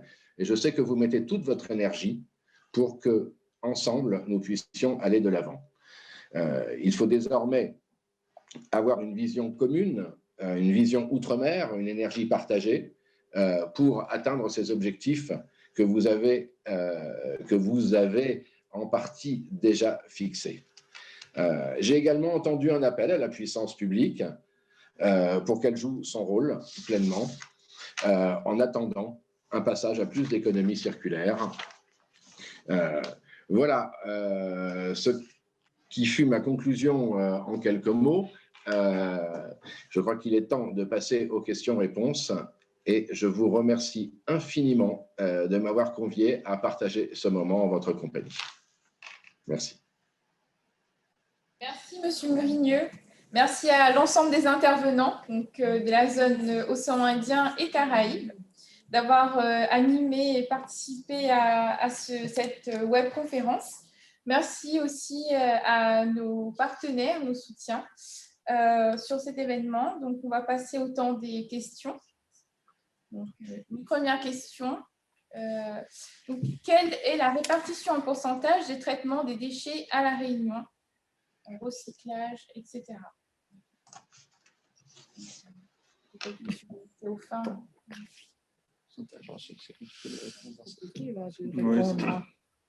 Ouais, c'est compliqué. Sur le recyclage, il faudrait mettre en valeur tous les chiffres que vous aviez dans votre premier slide.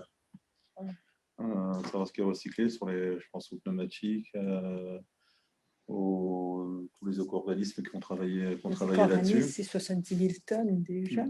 Vous êtes présenté en tonnage après. Oui, en tonnage, c'est un petit pourcentage quand même. Hein. C'est pas, là, je dirais que 80%, 90% est quand même pas recyclé sur l'île. C'est l'Agora qui pourrait nous en parler. Oui, tout à fait. Tu peux dire qu'il y a un observatoire. Deuxième question, qui est une question de M. Freddy Huette, qui est le responsable d'ailleurs du Master Économie appliquée, Développement durable, aménagement du territoire. Merci de cette question. Alors, M.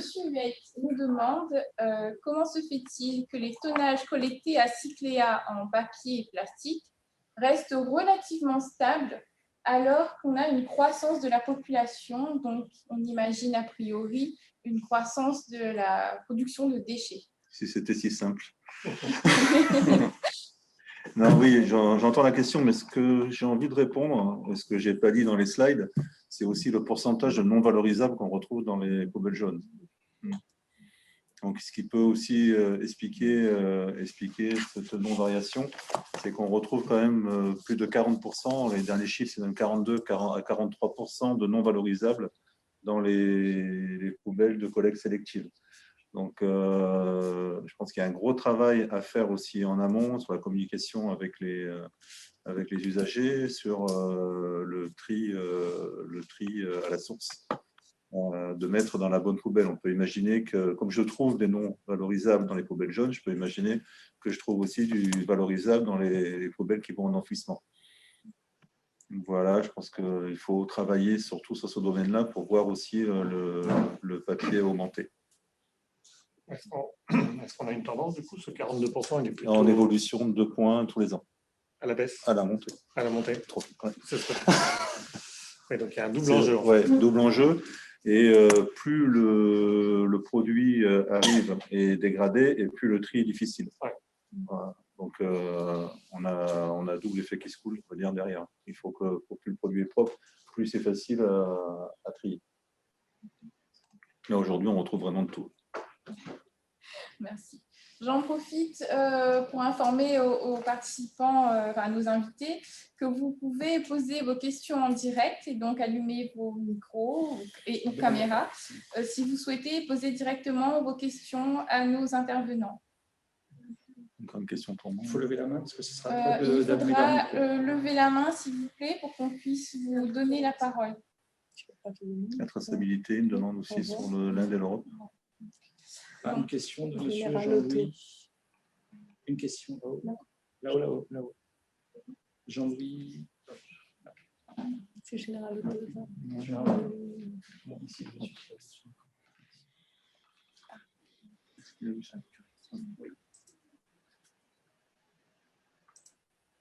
Tout le monde, comment on voit. Attendez. Vous m'entendez? Oui. Je ne dirais pas bonjour, mais bonsoir à tout le monde. Je vous ai pris en cours d'intervention.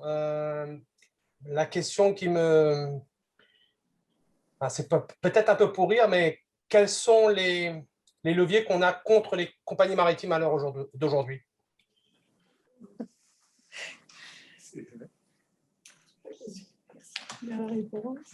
Celui qui a la réponse.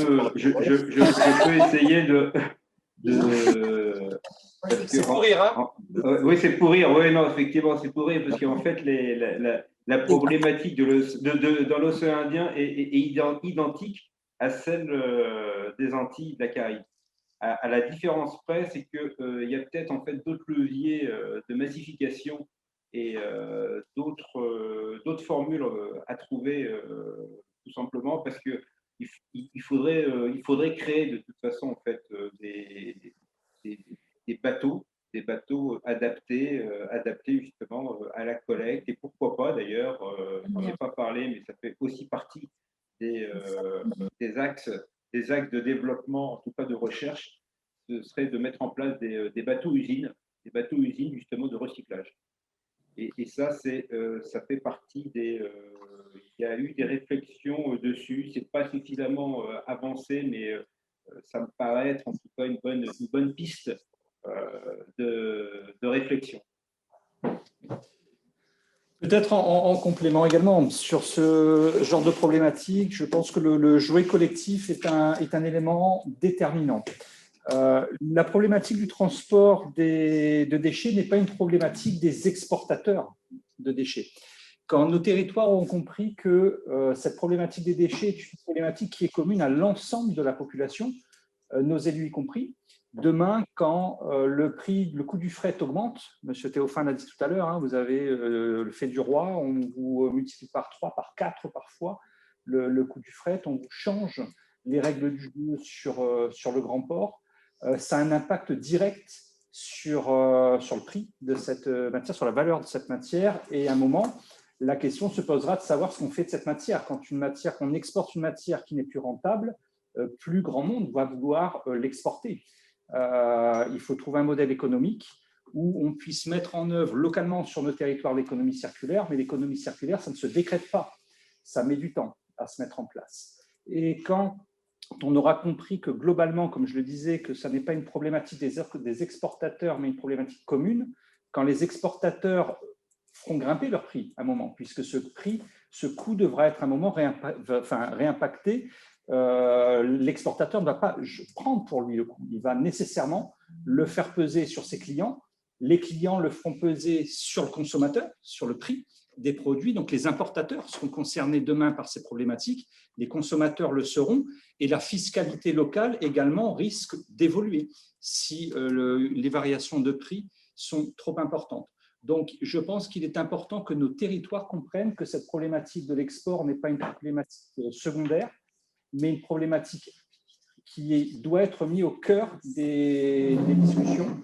Et c'est dans ce cadre-là qu'ensemble, avec les autorités publiques, la préfecture, la DEAL, les différents intervenants, le Grand Port Maritime pour la Réunion, mais je pense qu'il en est de même chez toi, Jean-Claude, dans les Antilles, c'est ce jouet groupé qui nous permettra de stabiliser des règles du jeu face à des mastodontes, effectivement, du transport maritime international, qui ont parfois pas nécessairement en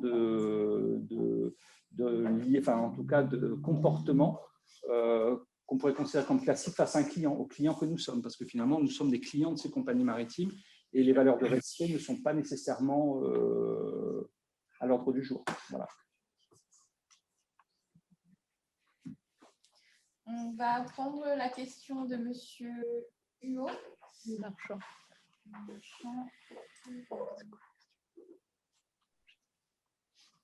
Vous pouvez y aller. Il faut livrer son micro.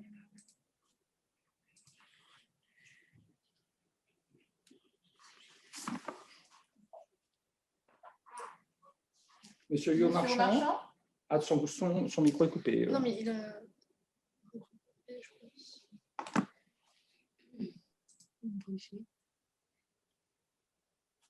Monsieur Huot Marchand, on vous écoute.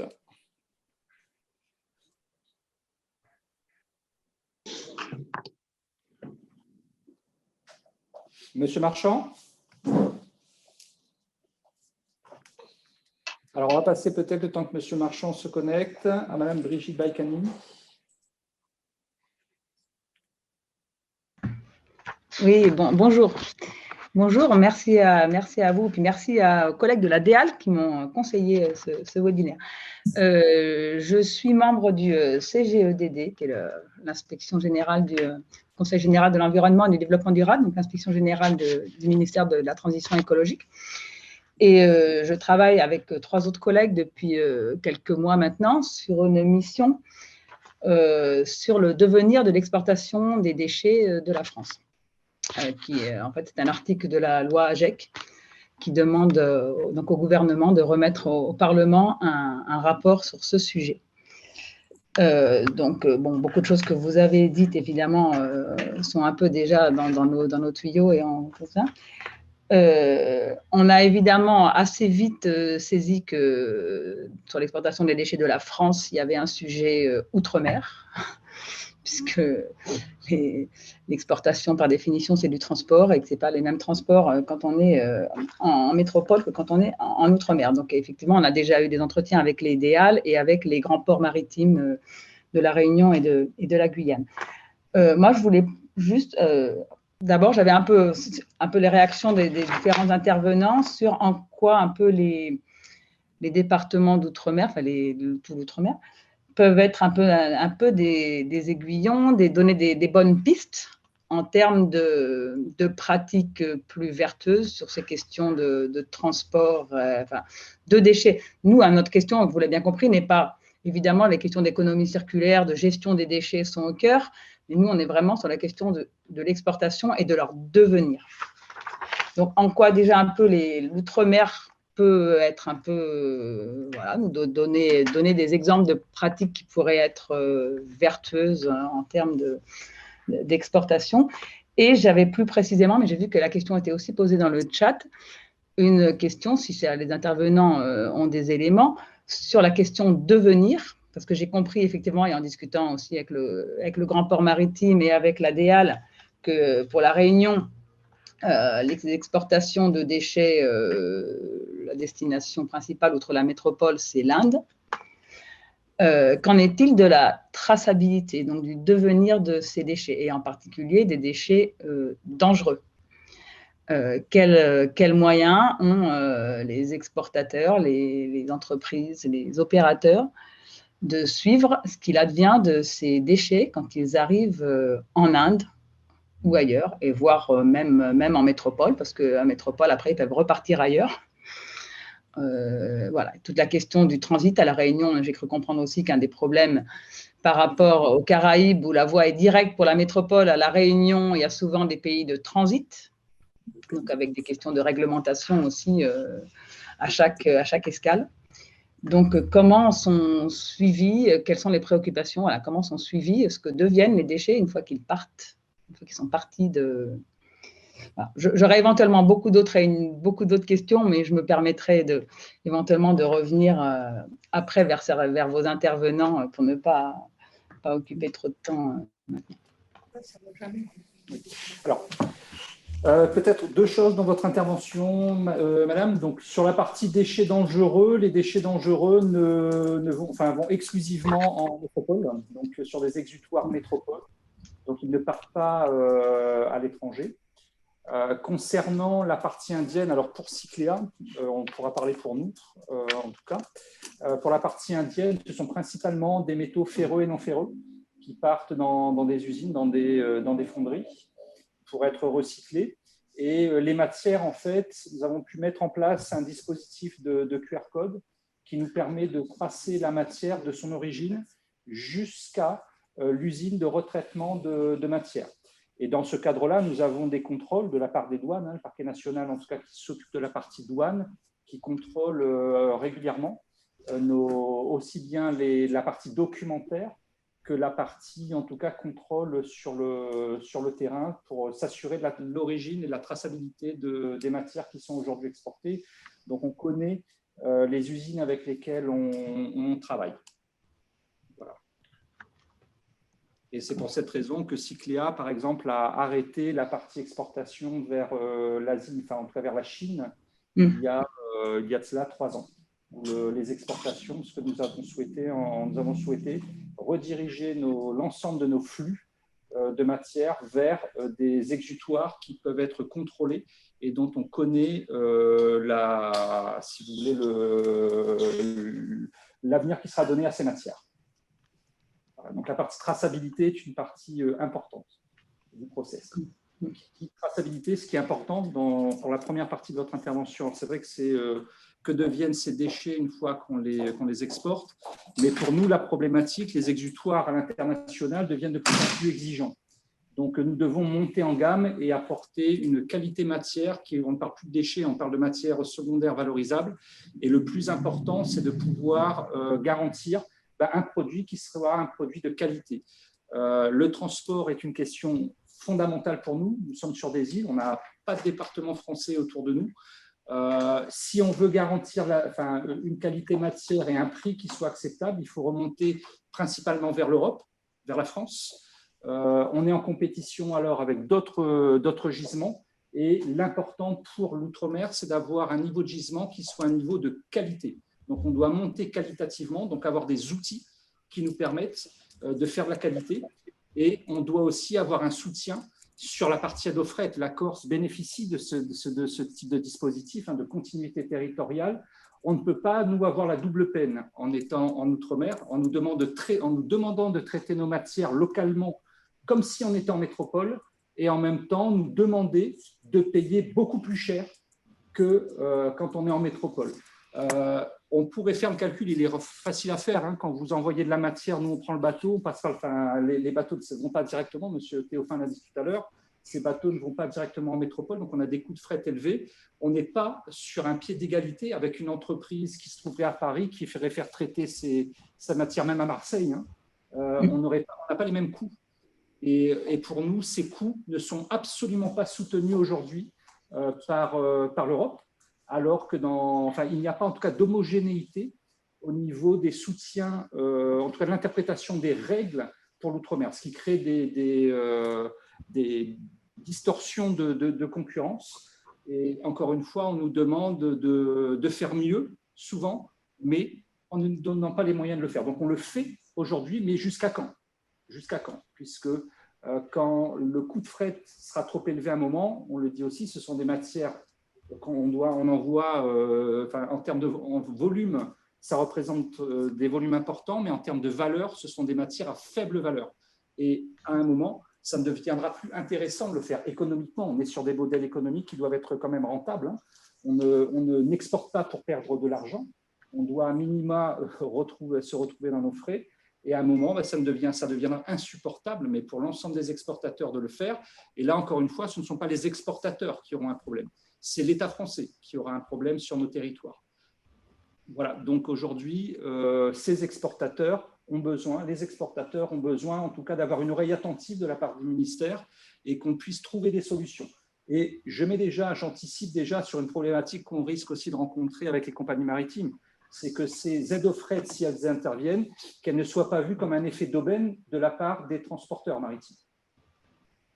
En se disant finalement, le coût de l'aide aux fret qu'on va avoir, ça sera pour nous et pas pour les exportateurs, puisque les coûts de fret pourraient à nouveau augmenter et intégreraient finalement ce soutien en fret. Alors, je ne sais pas comment c'est géré aux Antilles, parce que les Antilles bénéficient déjà de ce dispositif d'aide aux fret, et est-ce que cette régulation a pu intervenir? Donc, c'est peut-être une question à poser à Jean-Claude. Savoir comment c'est géré. Est-ce que l'État intervient au niveau de la préfecture aux Antilles pour essayer de réguler, faire en sorte que ce soutien au fret finalement ne soit pas une aide indirecte aux compagnies maritimes? J'ai mis les pieds dans le plat directement. Oui, c'est ce que je constate effectivement.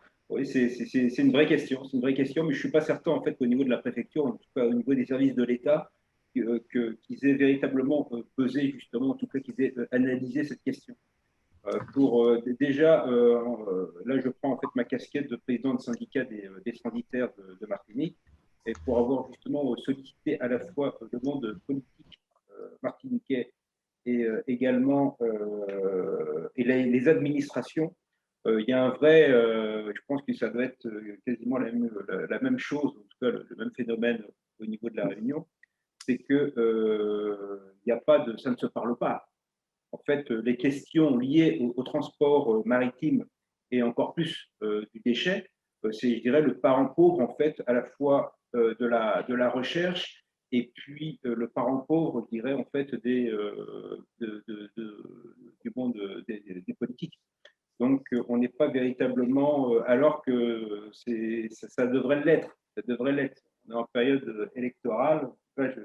J'encourage en tout cas certains politiques, quand je les rencontre, en fait, à se saisir justement en fait, de cette question qui est pour moi fondamentale. Donc, pour répondre à ta question, non, en fait, il n'y a pas de, c'est pas une question qui est malheureusement posée.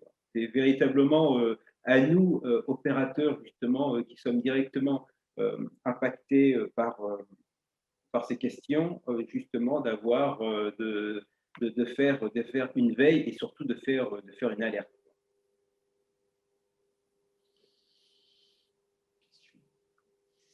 Merci. Alors, on va prendre la question de Monsieur Hugo Marchand. S'il veut réactiver son micro, sinon je peux aussi. Monsieur Hugo Marchand. Francis.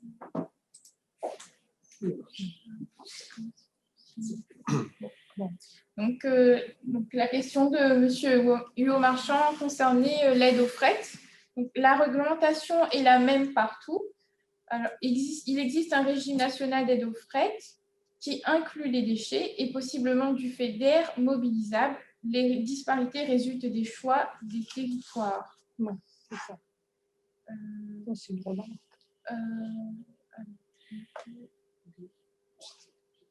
Plus une remarque que M. Marchand voulait faire. On va peut-être passer à la question de Daouda Diakité et de Pierre Tambouran.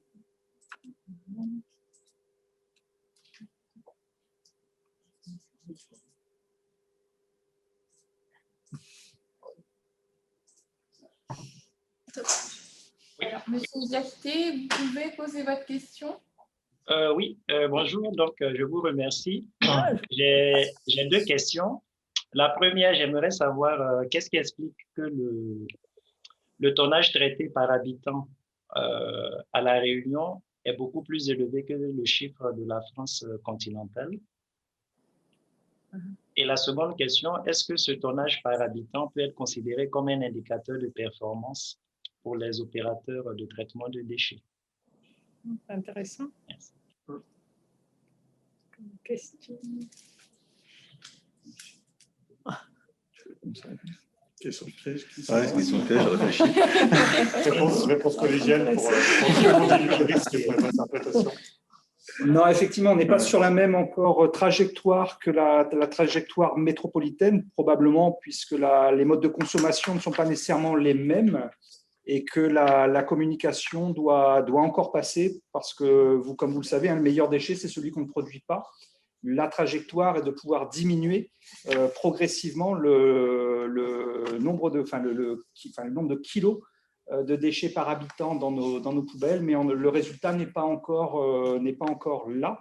Donc, il y a encore un vrai travail de sensibilisation à mener pour pouvoir apprendre à mieux gérer finalement la gestion de ces déchets. Monsieur Théophin l'a dit tout à l'heure, pour vous donner un exemple, mais qui est peut-être l'exemple le plus… qui est un chiffre à avoir en tête, la collecte sélective à poubelle jaune, aujourd'hui, on retrouve 40% de matières qui n'ont rien à faire dans la poubelle jaune. Ce sont des matières non valorisables qui devraient terminer dans la poubelle grise et donc probablement aller à l'enfouissement. Le tri du déchet à la source ne se fait pas encore suffisamment. On retrouve beaucoup de déchets organiques qui pourraient être traités différemment par compostage ou autre. Donc, on a aussi des habitudes de consommation qui sont différentes, comme je disais, par rapport au national. Et là, il y a encore un vrai travail. Donc, ça n'est pas nécessairement un indicateur de performance. La performance ne tient pas à plus de déchets dans la poubelle, en tout cas. C'est moins de déchets, mais du meilleur déchet, en gros. Ça n'est plus du déchet qu'on veut trouver dans la poubelle, jaune en tout cas, mais de la matière secondaire valorisable. Comme je le disais, il va falloir demain trouver des exutoires localement. Donc, c'est cette fameuse économie circulaire, mais encore une fois, qui ne se décrète pas. Et pour ça, ça n'est pas qu'un engagement politique de se dire on fait d'économie circulaire. Il faut que chacun des citoyens sur nos îles ait envie de donner une seconde chance à ces produits, créer de la valeur, créer quelque part qu'on puisse créer de l'activité. Et là, j'en reviens à ce que M. Murigneux disait tout à l'heure aussi, on a des effets de seuil.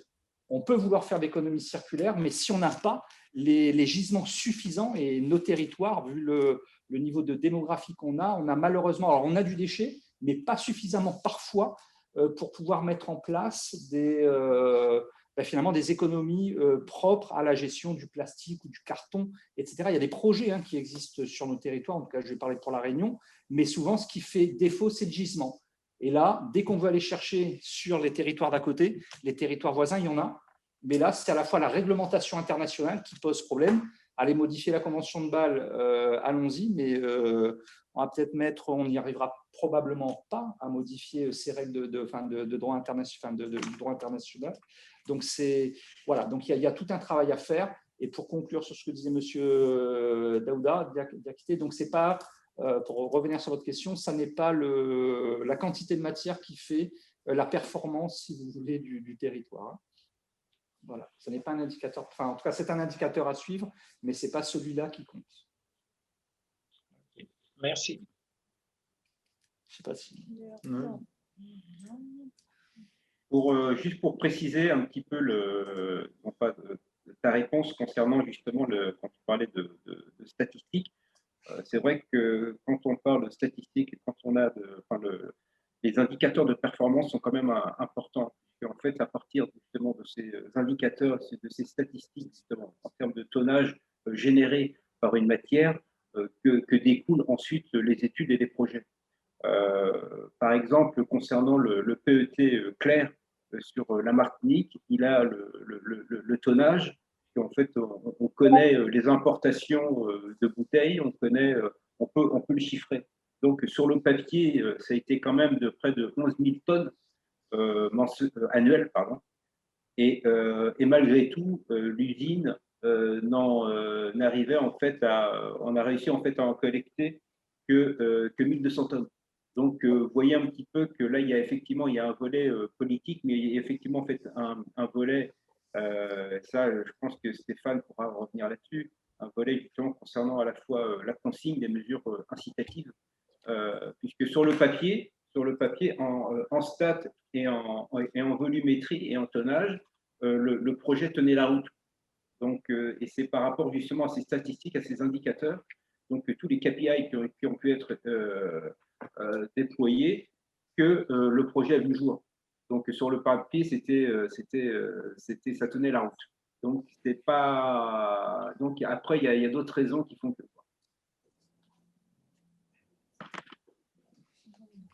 Monsieur Pierre Tambouran, vous pouvez poser votre question à nos intervenants. Oui, je voudrais juste… vous m'entendez? Oui. C'est Stéphane. Oui. Il sera intéressant lors d'un prochain webinaire, puisque la machine est lancée, Laurent, c'est parti. Il sera intéressant peut-être de compiler, de travailler. Alors, c'est aussi un bon sujet pour les étudiants. Il y a de la matière aujourd'hui. Je me tourne vers les trois structures que nous connaissons, qui sont présentes aujourd'hui, qui sont Entreprises Environnement, Christelle Gauchot pour la Guadeloupe, le SICR Marina. Vous avez chacun des stats aujourd'hui sur les gisements. J'ai vu, là je me tourne vers Entreprises Environnement, j'ai vu des éléments magnifiques que vous avez sur justement les gisements et les chiffres de collecte. Les ADEME en ont également. Et pour revenir sur ce que disait Laurent tout à l'heure,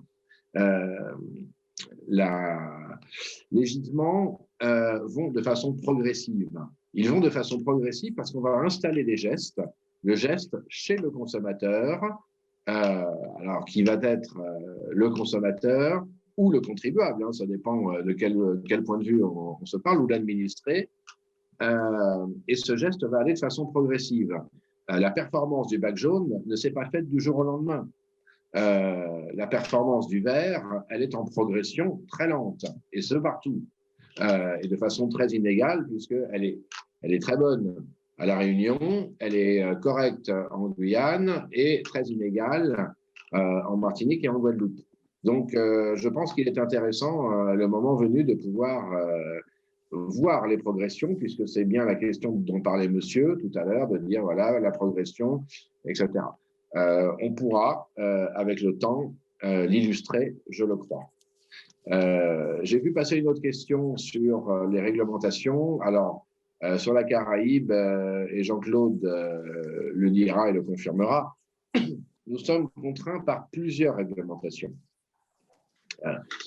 Parce que nous pensons toujours import-export au départ et à l'arrivée de nos régions, de nos départements et régions françaises.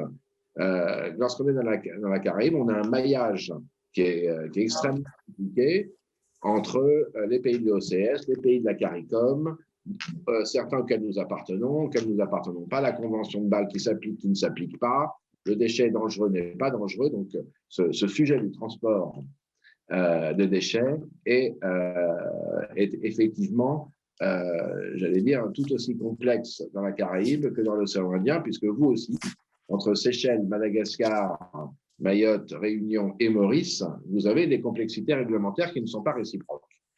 Voilà, donc là, j'étais un petit peu long dans ma réponse, mais je pense qu'on va pouvoir petit à petit avancer sur les sujets. Et quant à l'effet d'aubaine qui a été évoqué tout à l'heure, si on met une aide au fret, est-ce que les transitaires en profiteraient pardon, non pas les transitaires, pardon, les transitaires ici présents, mais est-ce que les transporteurs en profiteraient? La réponse première pourrait être de dire oui, mais quoi qu'il en soit, la concurrence va finir par jouer, va finir par réguler le marché. Et pourquoi je parle de concurrence compliquée? C'est qu'on pourrait imaginer, nous, caper les compagnies françaises, mais je ne pense pas qu'il n'y ait que les compagnies françaises qui opèrent dans nos régions. Donc, on pourrait effectivement, mais cette aide au fret ne marcherait que pour les compagnies françaises. Dans ce cas-là, les autres viendraient s'aligner et la concurrence serait plus rude. Et à la fin, peut-être que vous en profiteriez. Voilà. Je place à d'autres questions. Donc, Monsieur Pierre Tambouran, vous pouvez poser votre question. Alors, petite question technique et brève. On sait que les certificats d'empotage sont obligatoires pour le transport de matières dangereuses. Aujourd'hui, les compagnies maritimes, est-ce qu'elles sont en droit de nous le demander pour le transport de matières non dangereuses?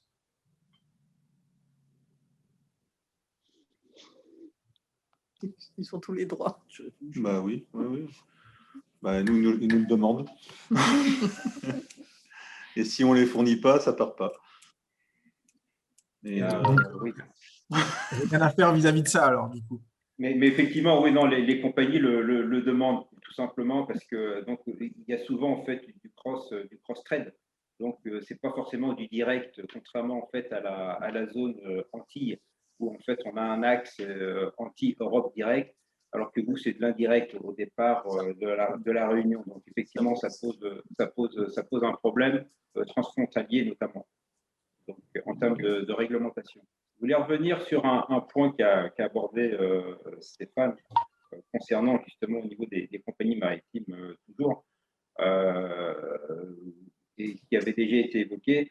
Oui, c'est un risque concernant cette aide au fret puisque ça pourrait être un effet d'aubaine. Il faut savoir qu'actuellement donc les compagnies maritimes ont des résultats insolents. Je dis bien insolents. En termes depuis le début du Covid. Donc, on parle de plus de ces 11 milliards de recettes, même pas de recettes, de résultats concernant justement les grands majors. Et donc, la tendance n'est pas à la baisse. La tendance, justement, en fait, est toujours à la hausse des taux de fret et le déchet en fait partie. Donc, une des pistes également, ce serait pourquoi pas une formule aussi ad valorem. Donc là, en fait, on est dans l'échange, on est dans la recherche, on est dans la recherche de solutions. Ad valorem, donc le déchet, c'est du pauvre en règle générale. Et ça, c'est quelque chose aussi qu'il faudrait mettre en place dans les discussions et puis dans les négociations avec les compagnies maritimes. Donc, une formule d'achat de fret, donc acheter le fret ad valorem, et non plus X milliers d'euros, 5 000 ou 10 000 euros par boîte. Et ça, c'est quelque chose qui est à prendre en compte.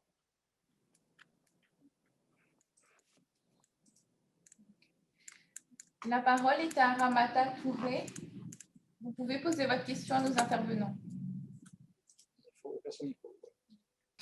Bonsoir à tous. Est-ce que vous m'entendez, vous me voyez? Oui, très bien. Très bien. Alors, je vais intervenir. Donc, moi, c'est donc Ramata Touré. J'interviens pour le compte donc, du coup, de la CINOR, puisque je suis présidente de la commission environnement et développement durable donc, de l'intercommunalité. Et moi, mon intervention, c'était plus au niveau du gisement de nos déchets et dire qu'il y a quand même, moi, à mon sens, il y a quand même un travail à faire entre tous les acteurs.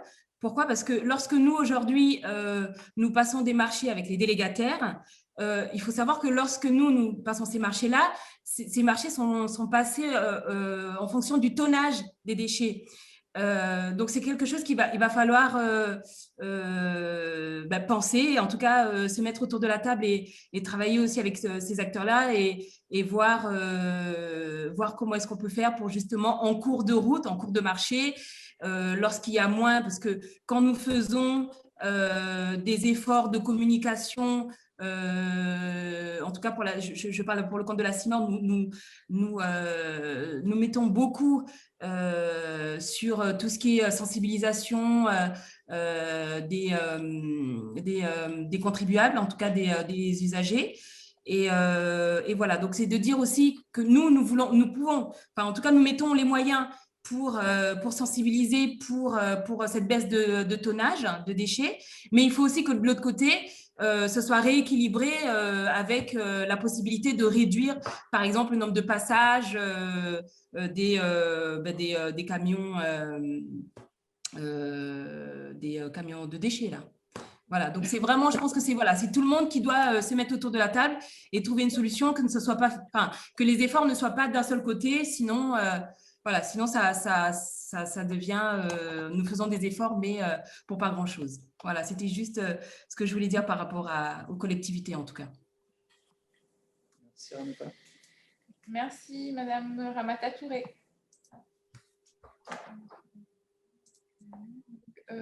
Nous allons prendre la question de Monsieur Philippe Leleu.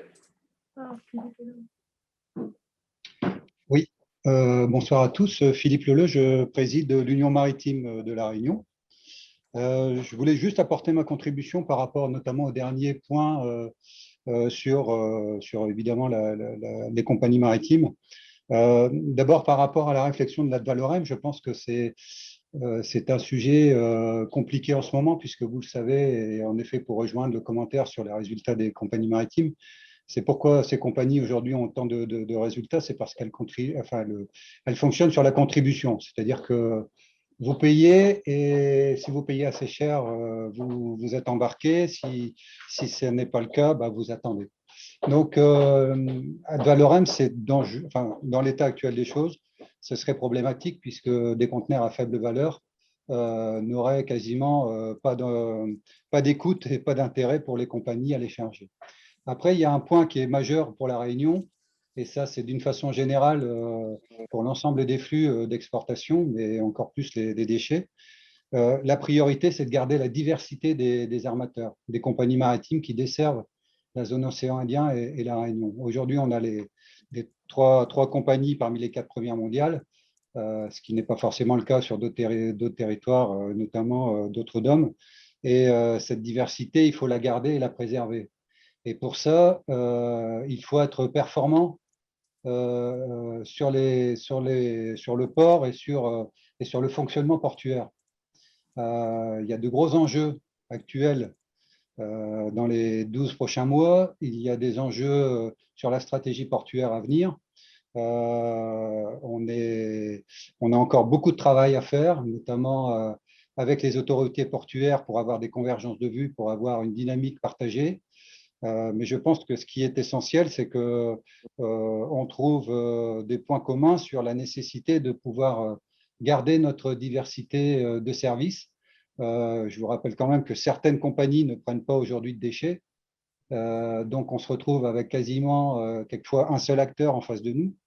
Donc, qu'est-ce que ça serait si on n'avait plus qu'un acteur qui interviendrait sur la réunion et donc, surtout, ne pas politiser le débat qui serait très problématique.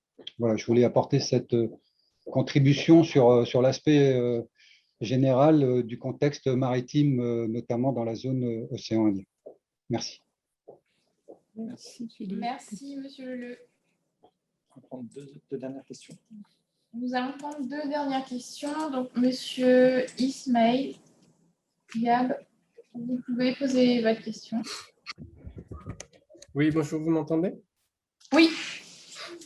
Moi, une question plutôt que, en tout cas, insister sur un point qui a déjà été évoqué, mais pour indiquer que c'est une réelle problématique pour notamment Mayotte. J'imagine que ça l'est aussi pour les autres DOM et peut-être donc la Réunion qui est aussi dans l'océan Indien. Ça a été évoqué dans un PowerPoint, c'est la difficulté de délivrance des consentements écrits des autorités des pays de transit, notamment pour l'export de déchets dangereux. C'est vraiment une réelle difficulté pour faire court, voilà, délai aléatoire et extrêmement long, ce qui fait que c'est difficile d'anticiper et de faire, en gros, se faire continuer les notifications pour les différents transitaires et notamment les éco-organismes qui se chargent des déchets de leur filière REP. Et que c'est vraiment à prendre en compte dans la logistique et potentiellement du coup dans les coûts de cette logistique, parce que ça crée effectivement un stockage plus important sur les installations de transit, quelquefois un stockage plus important dans les ports et donc des surestaries.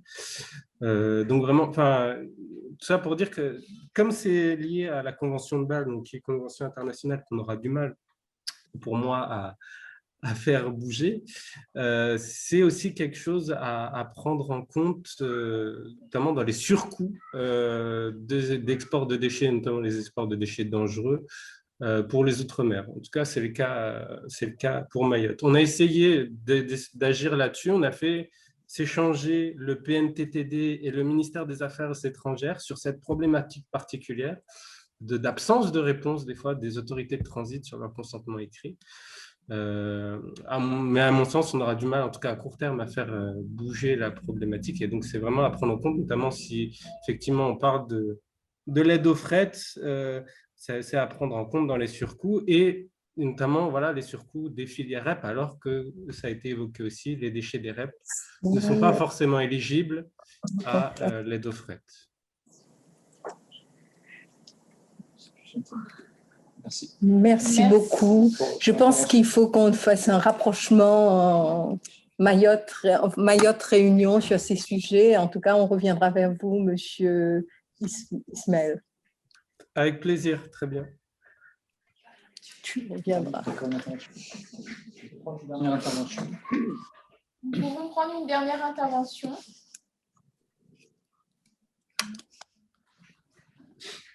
Est-ce que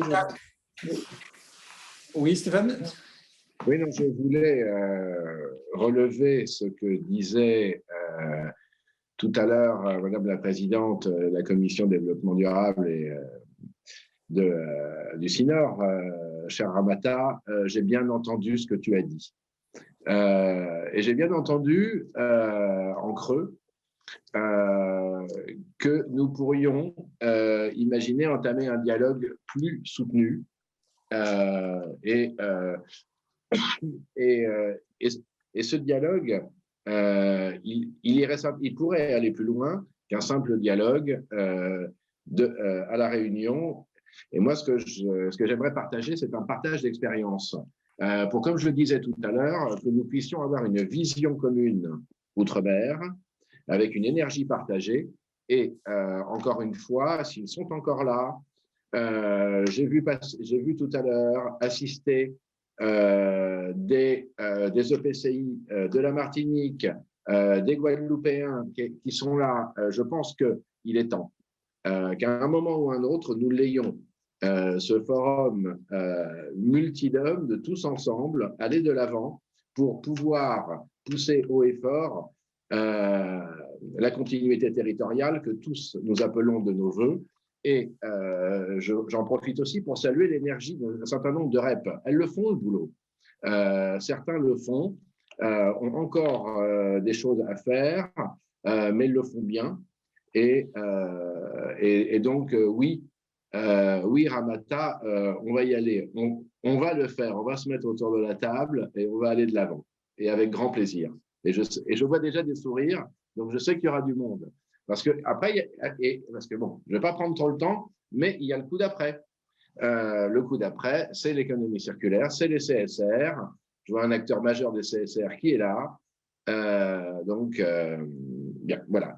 Je pense avoir fait quelques éléments de réponse et je te dis rendez-vous après les élections. Enfin, les régionales, hein, pas celles d'après. Très bien. Écoutez, s'il n'y a plus d'autres interventions, il ne me reste plus qu'à vous remercier. D'abord, remercier nos intervenants. Donc, nous avons eu des interventions de très haut niveau avec des spécialistes de ces questions. Je tenais à remercier Mme Christiane Albert, donc M. Théophin, M. Stéphane Mérugneux et Jean-Claude Florentini. Merci pour votre participation, d'avoir partagé cette expertise, ce regard croisé. Je tenais à remercier également donc, nos partenaires, que ce soit le SICR, le Cluster Green, le GATT, l'ITEDOM, Isodom, qui a été un partenaire à nos côtés, et le MEDEF Réunion qui nous accueille aujourd'hui. Voilà pour les institutions, mais je tenais aussi à remercier tout particulièrement donc, nos étudiants du Master 2 Économie appliquée avec la spécialité Développement durable et aménagement du territoire, qui ont bien voulu relever ce défi d'organiser un webinaire en période de crise sanitaire. Donc, c'est le format qui a été retenu. Et merci d'avoir eu cette ambition de pouvoir réunir l'outre-mer pour parler de cette problématique qui pouvait apparaître au départ comme une tête d'épingle en termes de sujet. Et on se rend compte que c'est une problématique commune à nos territoires et que nous avons probablement des solutions innovantes à apporter pour permettre à la fois de trouver des exutoires locaux, donc mettre en œuvre l'économie circulaire tout en permettant de poursuivre l'export de matières secondaires. Je ne parle plus de déchets, mais de matières secondaires valorisables pour notre territoire. Il en va de notre avenir, de l'avenir de nos enfants. Et je tenais enfin à remercier tout particulièrement Chloé, qui est la représentante du master et qui a piloté le projet, et Marina Omouy, donc, qui s'est particulièrement impliquée dans l'organisation de cette visioconférence, de ce webinaire. Et on vous dit à l'année prochaine. Ce webinaire a été enregistré, donc il sera rechargeable. Vous allez pouvoir le revoir à volonté. Et nous organiserons, donc nous prenons acte peut-être pour organiser un rendez-vous annuel maintenant avec nos partenaires. On trouvera des sujets qui peuvent nous intéresser collectivement et qu'on puisse tous les ans organiser ce type de webinaire. Voilà, et merci donc à l'ensemble des participants. Vous étiez plus de 80 connectés au travers du monde, parce que nous avions les Antilles, Mayotte, Paris, La Réunion. Merci à toutes et tous, avec le décalage horaire, de nous avoir donné de votre temps pour écouter, pour suivre ce webinaire. Merci à toutes et tous, et on vous dit à très bientôt.